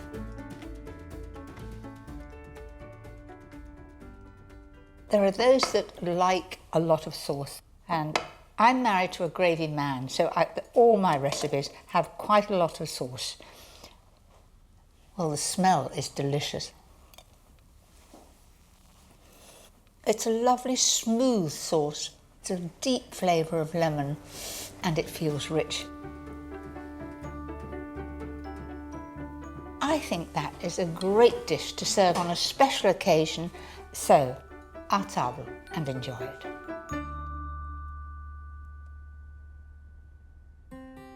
Seeing the first crop of asparagus each year is always exciting. So here is another of my favourite recipes to make the most of the season. It is so simple, and there's only 3 veggie ingredients. That's onion, potatoes and asparagus. To make enough soup for 6, add a finely chopped onion and 350 grams of diced potatoes to hot butter, and cook them down on a gentle heat for about 10 minutes. Now to the asparagus. This recipe, I use about 500 grams of asparagus. I'm cutting the top inch And I'm going to use that for garnish. I'm going to put those into the bowl there. So those woody ends really haven't got so much flavour, and also to get them through the sieve would be difficult. So you just trim off those, and in my case, we put them on the compost. And remember those ends that I had left over this morning from the chicken? There they are, and I'm just going to trim them all off in one go. You can see how woody they are because I can hardly get through them. By now, the potatoes and onions should be nicely softened, so add 900 ml of either chicken or vegetable stock and bring it to the boil. Chop up the asparagus stalks and add them to the stock with some salt and pepper. And leave to simmer for a further 10 minutes. Now you can put this in a processor or you can use a hand blender.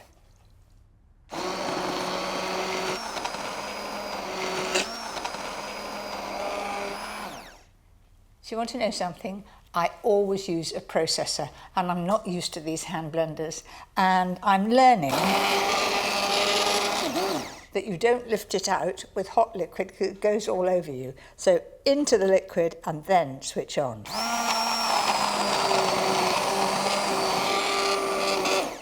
I have to say it's rather efficient. It's working very well. Once you've finished blending, press the soup through a sieve to remove all the woody bits. I can remember making pureed soups at college, and not only did we have to sieve them, you then had to put them through a cloth, fold it over and twist the ends. It was called tammying. Nobody ever does that now. Now, all that needs to be done is to reheat the soup and add 2 or 3 tablespoons of double cream. Now that adds a touch of luxury. Doesn't that look good? It looks sort of velvety. Bit of all right. Let's pour that in the bowls. A little drop of cream on the top. And top with the tips of asparagus that have been boiled for just 2 or 3 minutes. I know what you're thinking, it's an awfully big spoon, but my grandmother used to serve soup with this size spoon, so I'm following in her wake.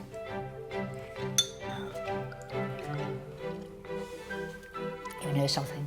That really is delicious. It is so smooth and velvety, and there's no doubt what the flavouring is. I might eat the rest of that bowl in a minute.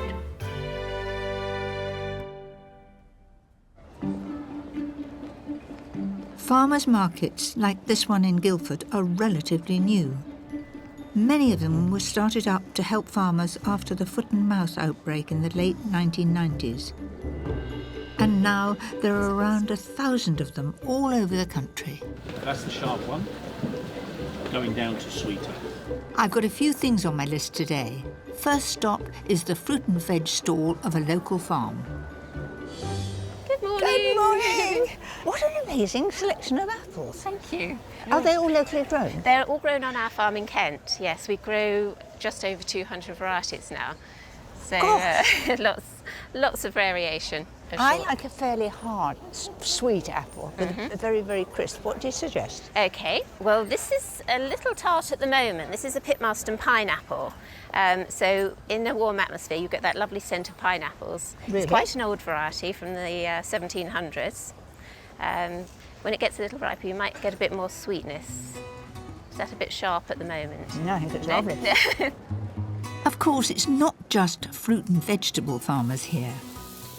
All sorts of people get the chance to meet their customers and showcase their goods, from local cheeses Feral cheese feast I had. Yeah, thank you very much. to freshly caught fish. I had Sebring yesterday. I want to do is absolutely. And some beautiful artisan breads. Which are the most popular ones? Well, the most popular are the spelts, wholemeal, Sussex kibble. What's Sussex kibble? Sussex kibble, this is a recipe that I found in a village called Storrington in Sussex, and this is kibbled wheat. It's literally just cracked wheat. Cracked wheat, but cut up very small? Yes. I'd also like some sourdough. What about that one there? And let's see if is it nice and brown underneath? Oh, you want to see the bottom? I like that, don't you? yes, I do. Very good. What I find so exciting nowadays is the amount of speciality goods that you can find in these markets. Hello. Oh, good morning, madam. How are you? A bit cold. Can I help you? And I've got some salads planned that will make good use of some of them. Do you have black olives I have in black. oil? Now, how should I keep those when I get home? I don't put them in the refrigerator. It's the worst place you can put them. Best place, I always tell people, buy the cooker, buy a bottle of red wine. There's nothing like bringing a selection home, and I think I've got everything I need for my next recipe. So the first of my 6 market salads is celeriac remoulade, and that's celeriac in a lovely creamy strong dressing. Start with the celeriac. I really need to be taller, don't I? Cut off all the knobbly bits and it's ready to shred. I'm going to use a slicer, and this is quite inexpensive. I think they're under £10. But to go back when I was at college, this was part of our equipment. You had a set of knives and you had a slicer like this. So this is, I hate to say, it's 60 years old. And you could do the celeriac on there, but there's no guard and you could so easily cut yourself.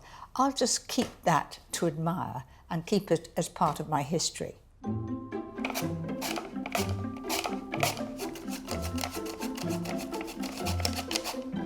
Right.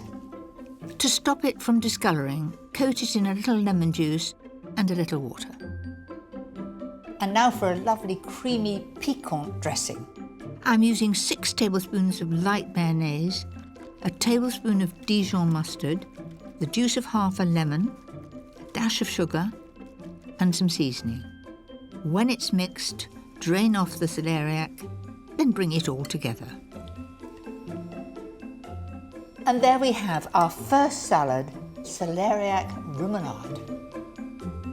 Next, it's my quick and easy Caesar salad. The classic lettuce to use is a Kos lettuce. Dad used to grow these and he called them London lettuce. Don't ask me why, and it's not called London now, but often plants change their names. My version of this salad is really just a matter of chopping the beautifully crisp lettuce and making a simple dressing. And for me, that is what makes the salad. So in the bowl, I'm going to put 6 tablespoonfuls of mayonnaise. Now, a tip about doing this, you see how I put those blobs like that? If you actually put the blobs so you can count them, because at home, the dog can want to be let out, the phone can ring, and you can never remember how many spoons you put in. So I know I've put 2 in, 3, 4. Add 1½ tablespoons of Dijon mustard.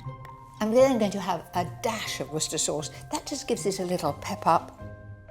Then season. Now add some grated Parmesan. 1, 2. And crushed garlic.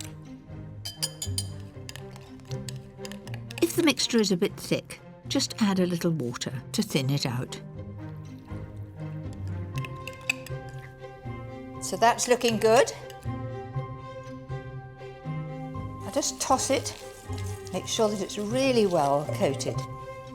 And finish with shaved Parmesan and some crispy golden crouton. I've made my Caesar salad without any meat added. You could add chicken, you could add avocado, just whatever you like. Another idea to make the most of those market veg is to spruce up some marinated artichokes and red peppers with fresh basil and a little balsamic vinegar. Very, very colourful. And it's rather nice with the flecks of green. And to use those olives, how about my version of a Greek salad? Just add them to some crumbled feta cheese and sun-dried tomatoes, and finish with olive oil and a little salt and pepper. That's it. A lovely mixture. Then I've got some carrot. Now, carrot coarsely grated is delicious, but I like to add some lemon juice and some poppy seed, and that's exactly what I've done there. All very simple, a little bit of pepper and salt, and it's as cheap, very effective. Lastly, a tasty bean salad. Drain a tin of mixed beans, add some finely chopped spring onions, sliced celery and diced tomato. And for the dressing, I put some fresh tarragon in there with some oil, mustard, pepper, salt and a dash of sugar. So in that goes to dress it. Give it a good stir and there you have it. So that is my market salad. And I think that looks very tempting if you just want a light lunch and a little bit of everything.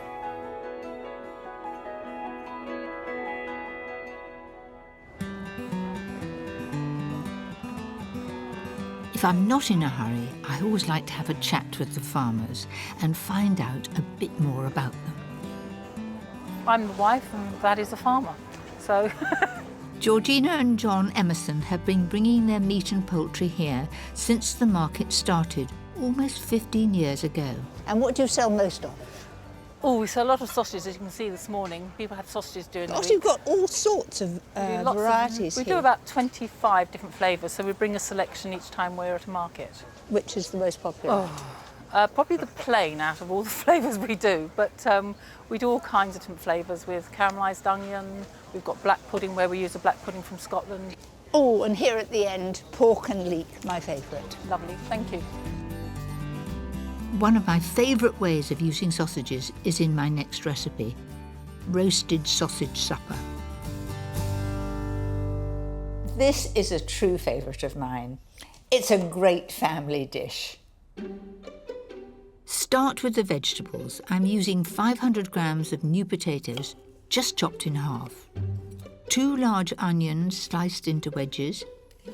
Keeping the root on will help them stay together. And 2 red peppers, roughly chopped into bite-sized pieces. Now to the magic part of the recipe. A simple plastic bag. I'm going to put all these vegetables in the plastic bag, some olive oil, and as you rub the bag, it's a light coating. I don't need to use too much oil, and my hands are clean. So let's just put those into the bag with everything else. Add 2 cloves of chopped garlic and some thyme to the bag. In it goes. Lastly, the sausages. As we saw, there was a huge variety of different sausages in the farmer's market.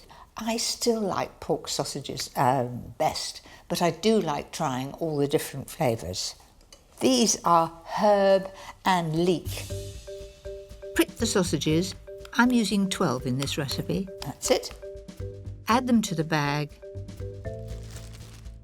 And in goes 2 tablespoons of olive oil. So then you want to hold the top of the bag and tip all these until every single one is well covered.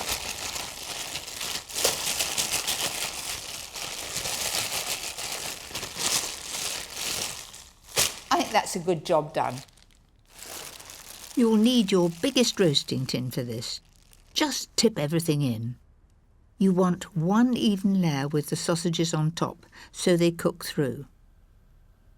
Right, that's all ready for the oven, and I'm going to cook that at 200 degrees fan for about 35 or 40 minutes.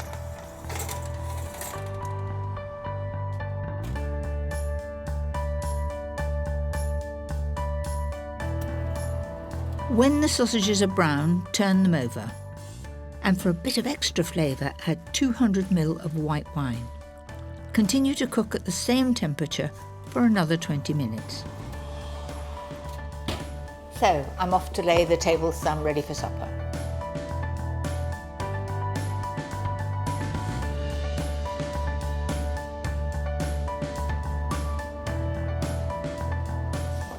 Well, it's had its time. Let's have a look. So, how about that then? Doesn't that look inviting? You want to have everybody absolutely ready to come and help themselves. And you can really see why this is one of my favourites. All the washing up I've got is 1 tin.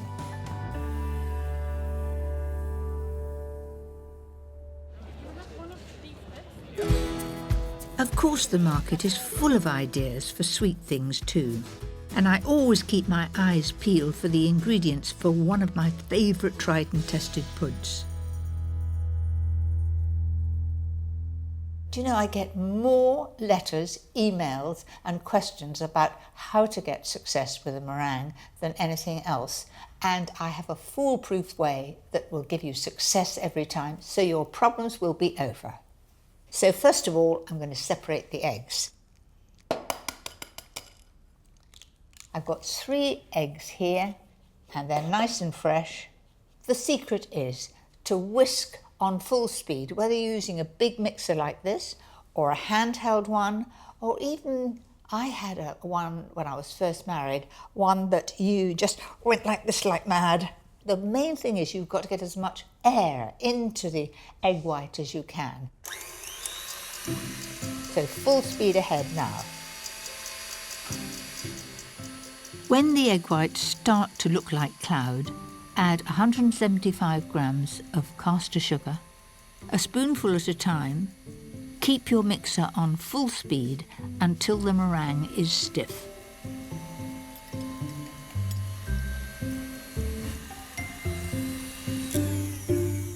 That looks about right to me. Let me just show you. It really looks as stiff as can be. And I'm going to be brave and you'll watch it drop. Is it going to drop? No, really, really stiff. Now, as it's a pavlova, I want to make it nice and marshmallowy in the middle, and to do that, you add corn flour and vinegar. So mix a level teaspoon of corn flour and a teaspoon of white wine vinegar together, and then fold it into the meringue. Take a baking sheet topped with baking paper with a 20-centimetre circle marked out, and spread the pavlova mix on it. I'm being very careful to keep it within that pencil circle because that is the shape that I want. So squash that down and push it all out to the edges. And if you have children or grandchildren who enjoy cooking, let them do something like this, perhaps for Sunday tea. So I'm quite happy with that. It looks nice and informal. There are little peaks sticking out, and I've got a really nice cavity in there to put lots of cream and fruit. Turn down the preheated oven from 140 degrees fan to 130 degrees and cook the pavlova for an hour. Once it's cooked, the key is to turn off the oven and leave the pavlova inside to cool for a good 2 or 3 hours.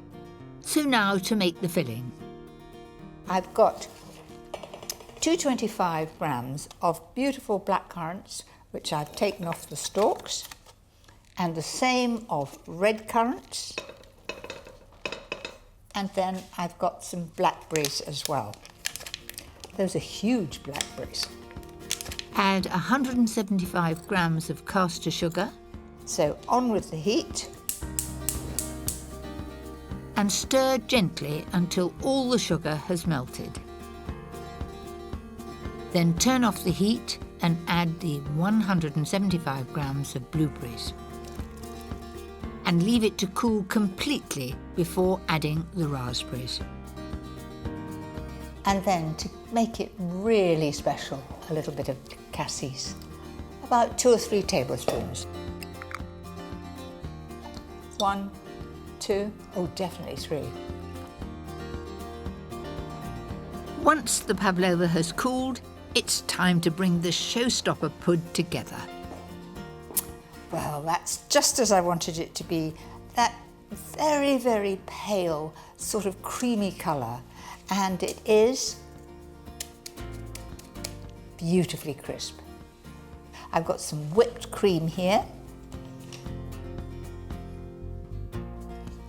Push it right to the sides, and this will stop the fruit juice going into the meringue.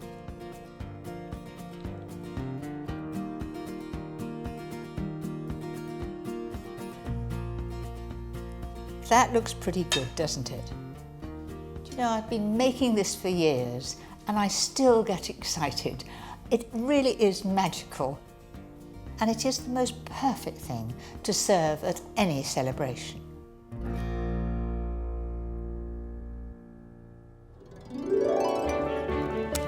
Next time. Hello! Rosemary. It's my favourite recipes inspired by the Allotment.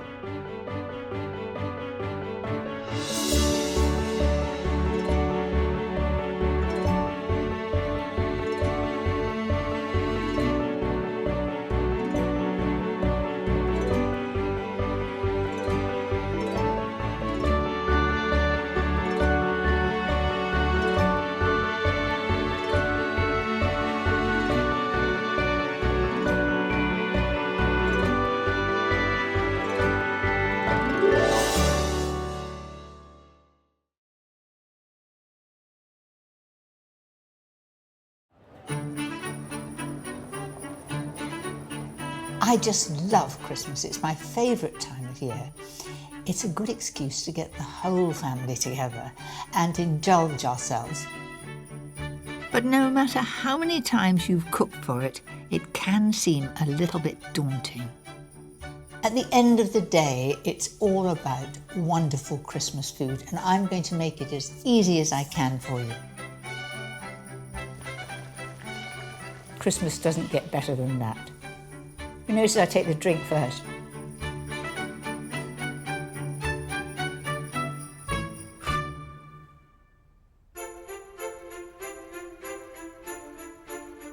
With Christmas almost here, it's time to start planning for the big day itself.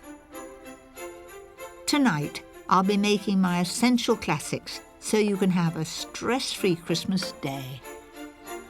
An easy roast turkey crown with fail-safe trimmings. A trick for making sprouts that everyone will want to eat. And my special version of a traditional mince pie.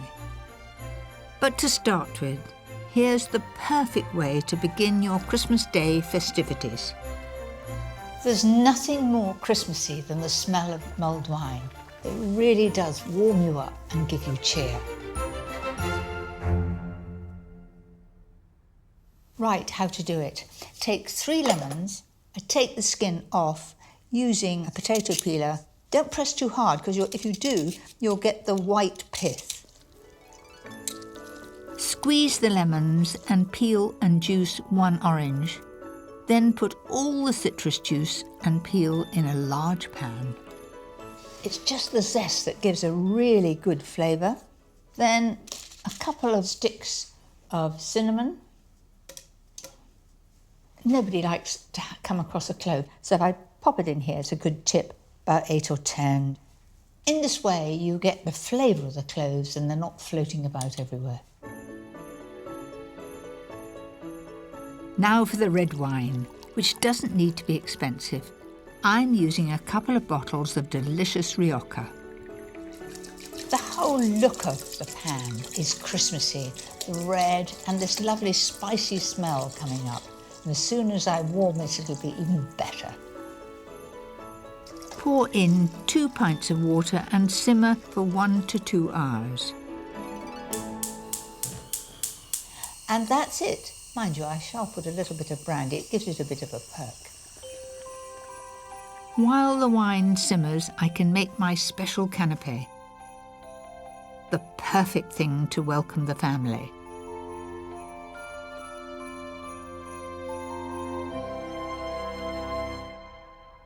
Don't even think about making phyllo at Christmas. I don't think about making phyllo at any time. It comes very nicely in packets. Lay out 2 sheets side by side and brush them with melted butter. You've got to be quite quick because it dries out quite quickly. Cut the phyllo into 3-inch squares. Take each square and put the buttery side down and then the buttery side down again so it sticks at a slight angle like that, and then push them in. So the actual part you're filling isn't buttered.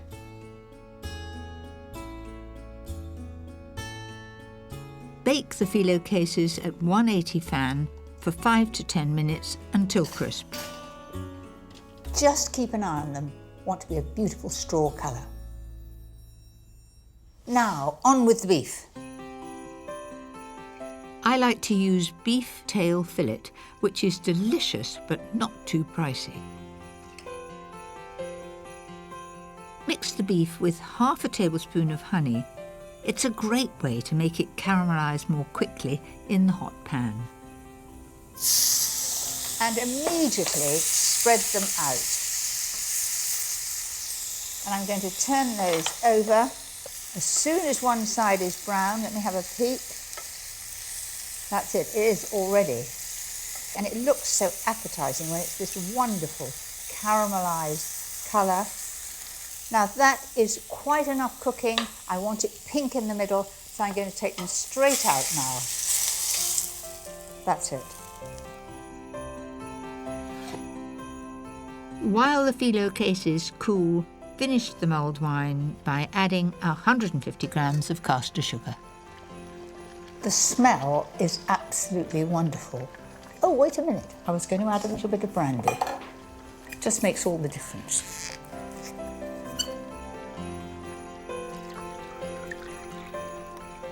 Now, on to serving my canapés.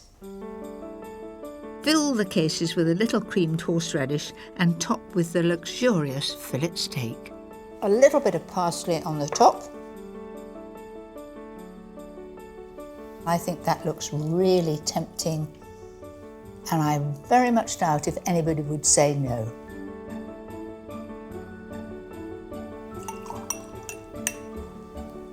No, I think a little drop more.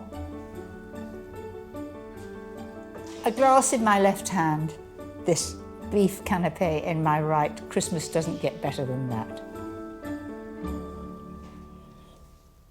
It's a lovely, warm feeling. The brandy did give it a bit of a kick, and that just looks beautiful. Anyway, happy Christmas. Christmas Day is all about indulging yourself, and the one thing I always look forward to is a glass of bubbly. But we no longer have to bring it in from France. Here in the Sussex South Downs, the Whiston Estate has been winning international awards for their English sparkling wine. Good morning. Morning, welcome. So it's Pip, isn't it? It is, yes. And Rick. I've come here to learn all about champagne, or should I call it sparkling wine? You should technically call it sparkling wine because it's not made in the Champagne area. Do we have the right weather and climate? Weather not today, but we're getting the right climate. We have the right soil. This year has been an extraordinary weather-wise, hasn't it? A wet winter and a hot, hot summer. Is that good? Brilliant. And we've got a brilliant crop this year. Remarkably, the South Downs are only 88 miles from the Champagne region and have a similar chalky soil. It absorbs the sun during the day and gives off a heat at night, perfect for growing Champagne-style grapes. As well as picking all the grapes by hand, head winemaker Dermot Sugrue also uses a traditional wine press, one of only 4 outside France. It's an old-style traditional technology that was designed to get the very, very best juice out of sparkling wine grapes. Well, I'm sure it's time that we got this into there. Fantastic. Let's go. Will you give us a hand? No. There are 2 tons of Chardonnay grapes in these crates. They will end up making around 1,500 bottles of wine.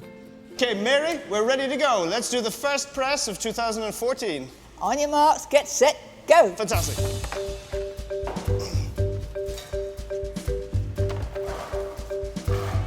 We've raced into a good lead already.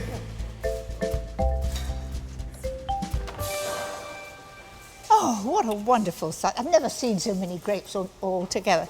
What are they doing, sort of levelling it here with a fork? It's like a great big cake, Mary, and we want to get it nice and level, so when we bring down the press, it's nice and balanced, and the juice comes out very evenly. All right, guys, 1, 2, 3, up.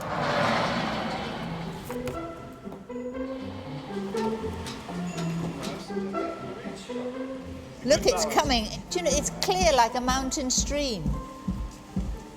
The juice is now going to start going through a very, very basic little grill here, just to keep out any seeds. And then it's falling by gravity into the stainless steel tanks below. Once we add the yeast, it'll start the fermentation. We turn juice into wine. After 7 months, the wine is moved from barrel to bottle to ferment and age. But it takes a full 3 years for that special sparkle to develop.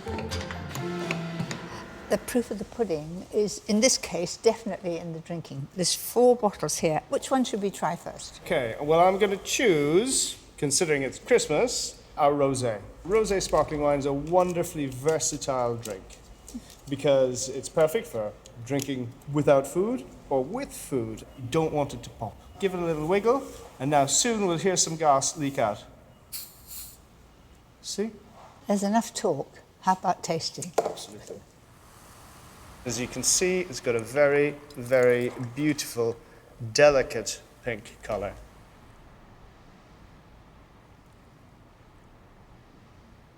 It is so fresh.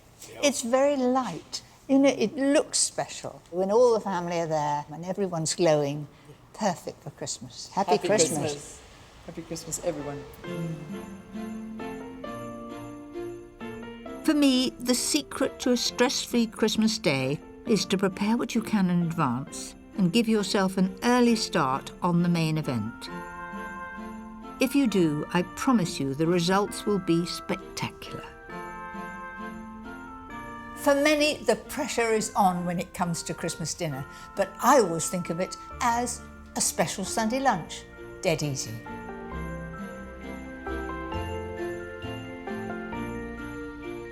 I've chosen a turkey crown.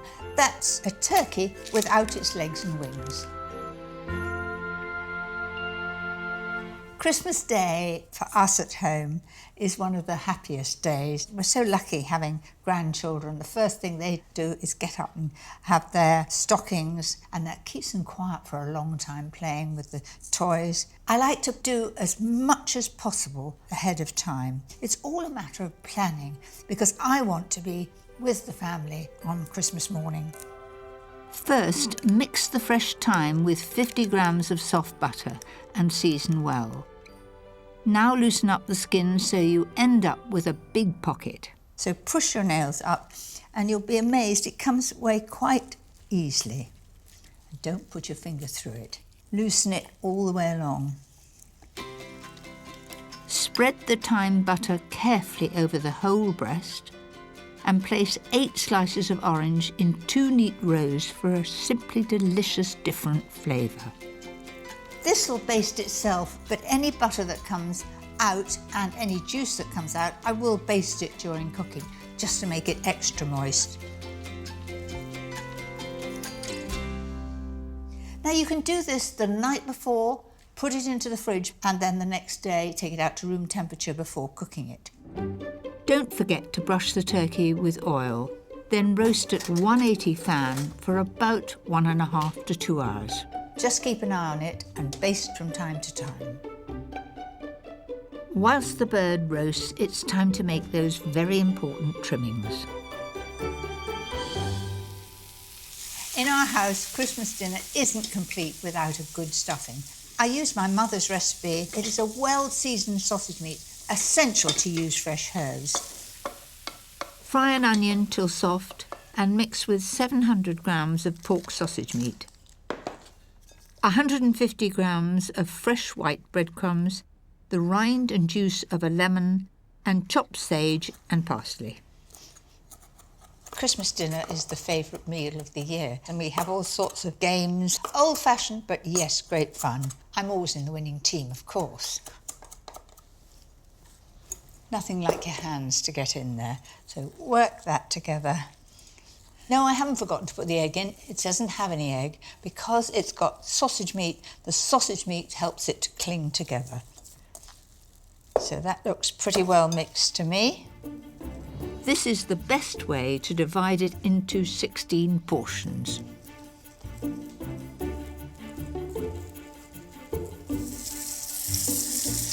They brown very easily, rather quicker than sausages do. You can easily prepare these beforehand and leave them in the fridge to reheat on Christmas Day. These just need to go in the oven for 25 or 30 minutes until they're done. Not everyone likes sprouts, but I'll challenge anyone who doesn't like my sprouts with pancetta and chestnuts.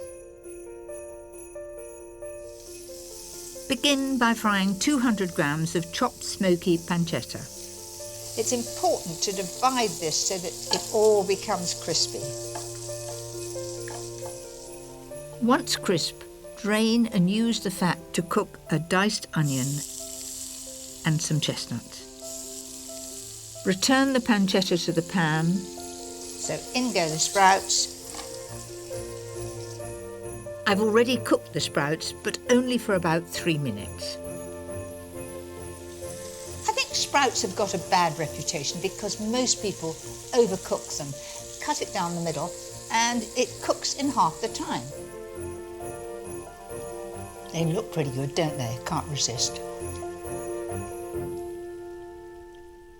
That is really special and a perfect accompaniment to that turkey. The turkey is cooking and the trimmings are prepared, but I've one final thing to show you, something that will make your Christmas feast even more special.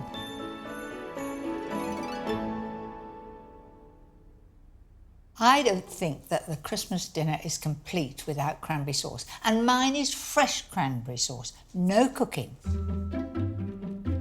Roughly chop an orange and put in a blender with 225 grams of raw cranberries.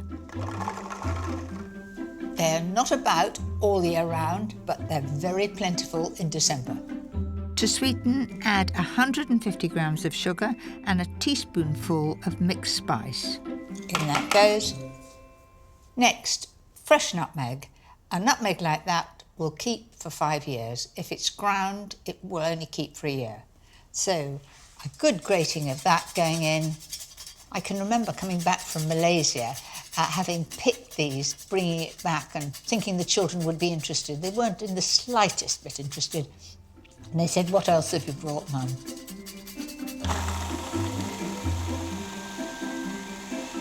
Process until the juices flow and it becomes a beautiful sauce.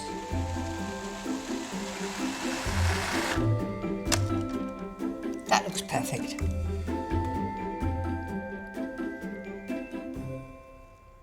So that's it. Nothing could be simpler, and it is so fresh and delicious. This cranberry sauce will keep for a week in the fridge, and it's just the thing for Boxing Day sandwiches. That reminds me, time to check on that bird. Oh, there we are. Gosh, the smell. Lovely.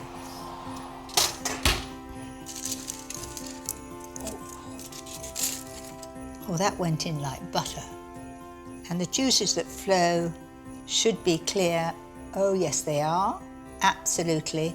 So let's lift that onto the plate. That's it.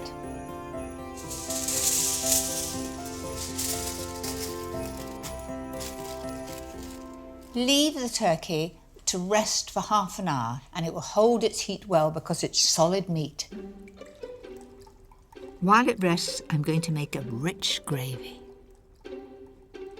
Skim off 4 tablespoonfuls of fat from the juices in the pan and add 3 tablespoons of flour. When bubbling, add 450 ml of hot chicken or turkey stock. But you see, if you use a whisk and you have hot stock, it becomes smooth very quickly. Then a little port, about 6 tablespoons. How about that? Add a few drops of Worcester sauce, 2 tablespoons of soya sauce for colour and for flavour. The rich pan juices, taste and season well. It's got a lovely gloss to it, which I like. You can see the consistency. It's nothing like a good gravy.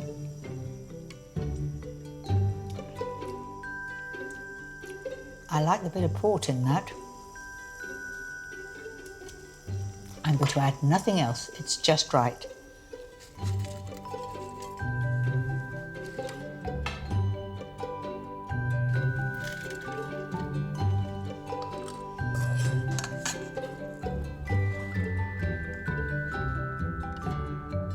So there you have it, a different twist on the turkey. Everything easy to make and not too much stress.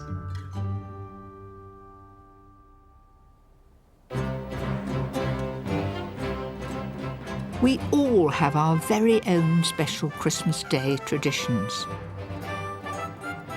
I've come to Henry VIII's Hampton Court to see if my Christmas lunch bears any resemblance to what they would have cooked almost 500 years ago. Food historian Mark Meltonville is already busy in King Henry VIII's great kitchen. Now, how would Christmas have differed to ours? They go to church on Christmas Day and that's sort of Christmas over, but they have 12 days of feasting. So what sort of dishes would they have? So the whole point of coming here at Christmas is to have fresh meat when everybody else doesn't get any. And so every day of that 12 days, there's roast beef on the table, roast mutton. So what about our favourite turkey? Well, oddly enough, the turkey has just come over to Britain in Tudor times. They come over from America. It's the only thing they bring over quickly. But it's not associated with Christmas for a long, long time. In fact, our Christmas turkey has only been popular since the 1950s. In Tudor times, it would have been more common for the court to be served spit roast goose with an exotic spice sauce. By putting these 3 peppers in a sauce in a palace in England, you're saying, my people travel the world. The sauce is made from a rich stock and thickened with croutons cooked in bacon fat. The blend of 3 peppers from as far away as India and Java and a drop of vinegar provide the flavour.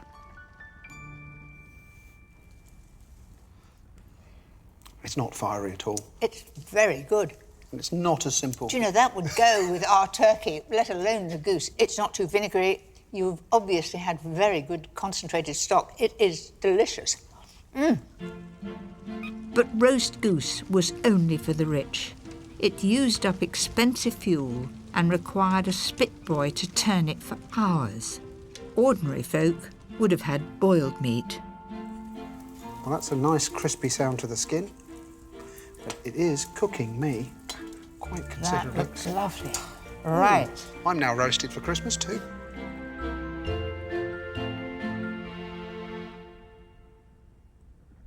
Doesn't that look a mouthful? And then you would wash your hands on your napkin. That is memorable.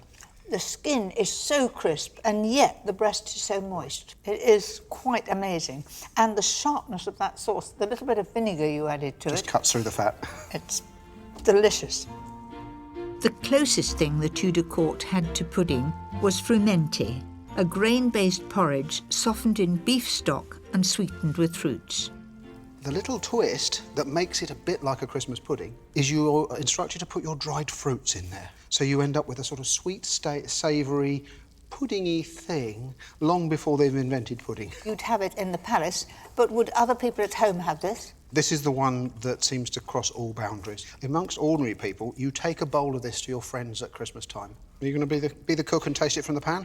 I am indeed. So this is a pure taste of ancient Christmas. I love the grain. I would think it was very much a barley risotto with fruit. And I like it. It's different. Good. And I think it would go very well with turkey, with goose, but I wouldn't be having it as pud. No, I'd treat it as a sauce.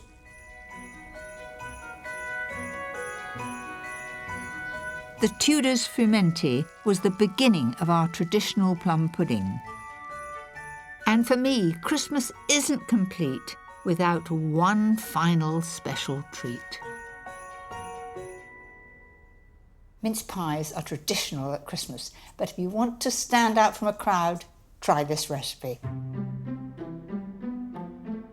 For the pastry, you'll need 175 grams of plain flour and 75 grams of cold butter. Simply whisk together in the processor or rub in by hand. Looks a bit like snow. Add 25 grams of icing sugar and my special addition, the grated zest of an orange. No need to think about water, whether it's the right consistency. I found an egg is just about right. So there we are.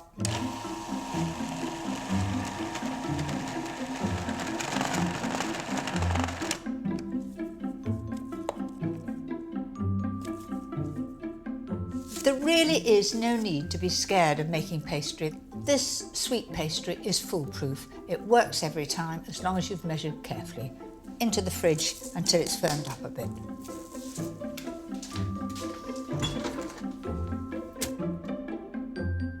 After 10 minutes, the sweet orange pastry is firm and ready to roll. I like nice, thinly rolled pastry. And you can see the flecks of orange which give it its flavour. And then take the cutter. The cutter wants to be bigger than the diameter of the tart tin, so that you've got lots of room for filling. I like using a fluted cutter for a smart finish. There's no need to grease the tin with pastry if you have over half fat to flour, which I have. So take a fork and just prick the base. Otherwise, if you don't prick them, they'll rise up in a bump. For a no-fuss filling, use bought mincemeat, and to make it more special, add 100 grams of chopped dried apricots. For these, I'm not putting a traditional layer of pastry on top, I'm putting marzipan instead. Grate 125 grams of chilled marzipan and sprinkle a little over each one. And it will melt down and become a little bit brown on top. It'll just add to the recipe. For a crisp base, slide onto a preheated baking sheet and cook at 180 fan for about 15 minutes.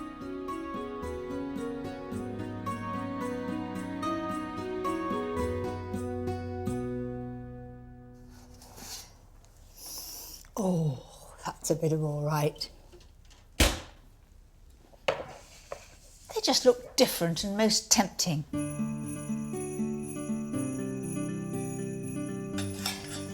There we are, 12 beautiful mince pies.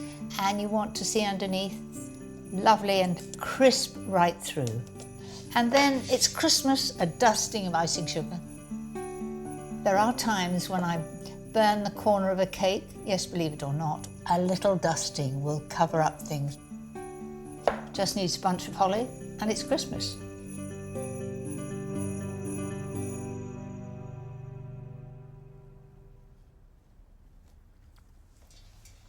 That is oh so good.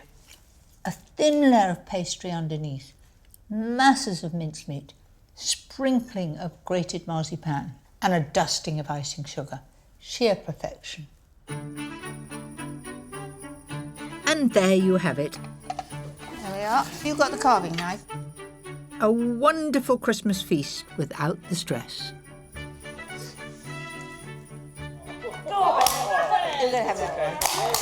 Where do Santa's little helpers go to relax? Oh. Lapland.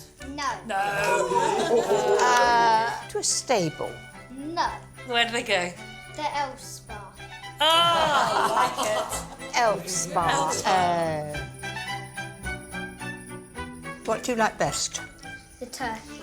The turkey. All that remains for me to say is, have a very happy Christmas.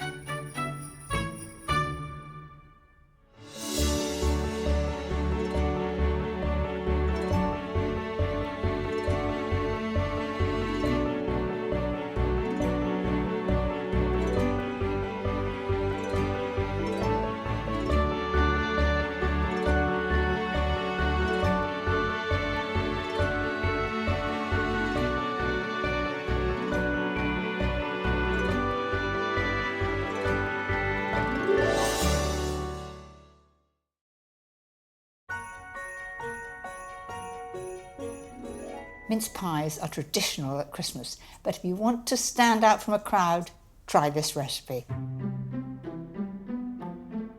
For the pastry, you'll need 175 grams of plain flour and 75 grams of cold butter.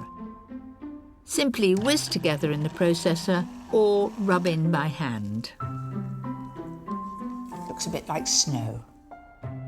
Add 25 grams of icing sugar and my special addition, the grated zest of an orange. No need to think about water, whether it's the right consistency. I found an egg is just about right. So there we are.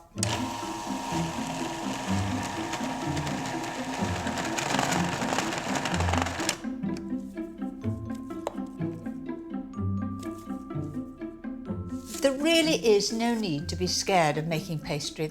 This sweet pastry is foolproof. It works every time as long as you've measured carefully. Into the fridge until it's firmed up a bit.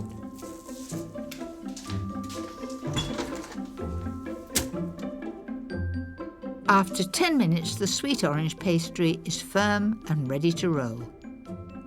I like nice, thinly rolled pastry. And you can see the flecks of orange which give it its flavour. And then take the cutter. The cutter wants to be bigger than the diameter of the tart tin, so that you've got lots of room for filling. I like using a fluted cutter for a smart finish. There's no need to grease the tin with pastry if you have over half fat to flour, which I have. So take a fork and just prick the base. Otherwise, if you don't prick them, they'll rise up in a bump. For a no-fuss filling, use bought mincemeat, and to make it more special, add 100 grams of chopped dried apricots. For these, I'm not putting a traditional layer of pastry on top, I'm putting marzipan instead. Grate 125 grams of chilled marzipan and sprinkle a little over each one. And it will melt down and become a little bit brown on top. It'll just add to the recipe. For a crisp base, slide onto a preheated baking sheet and cook at 180 fan for about 15 minutes.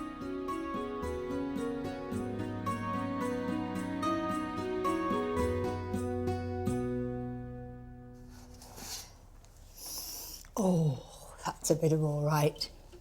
They just look different and most tempting.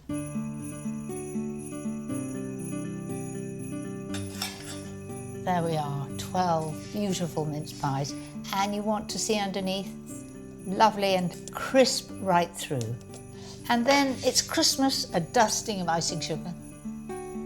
There are times when I burn the corner of a cake. Yes, believe it or not, a little dusting will cover up things. Just needs a bunch of holly and it's Christmas.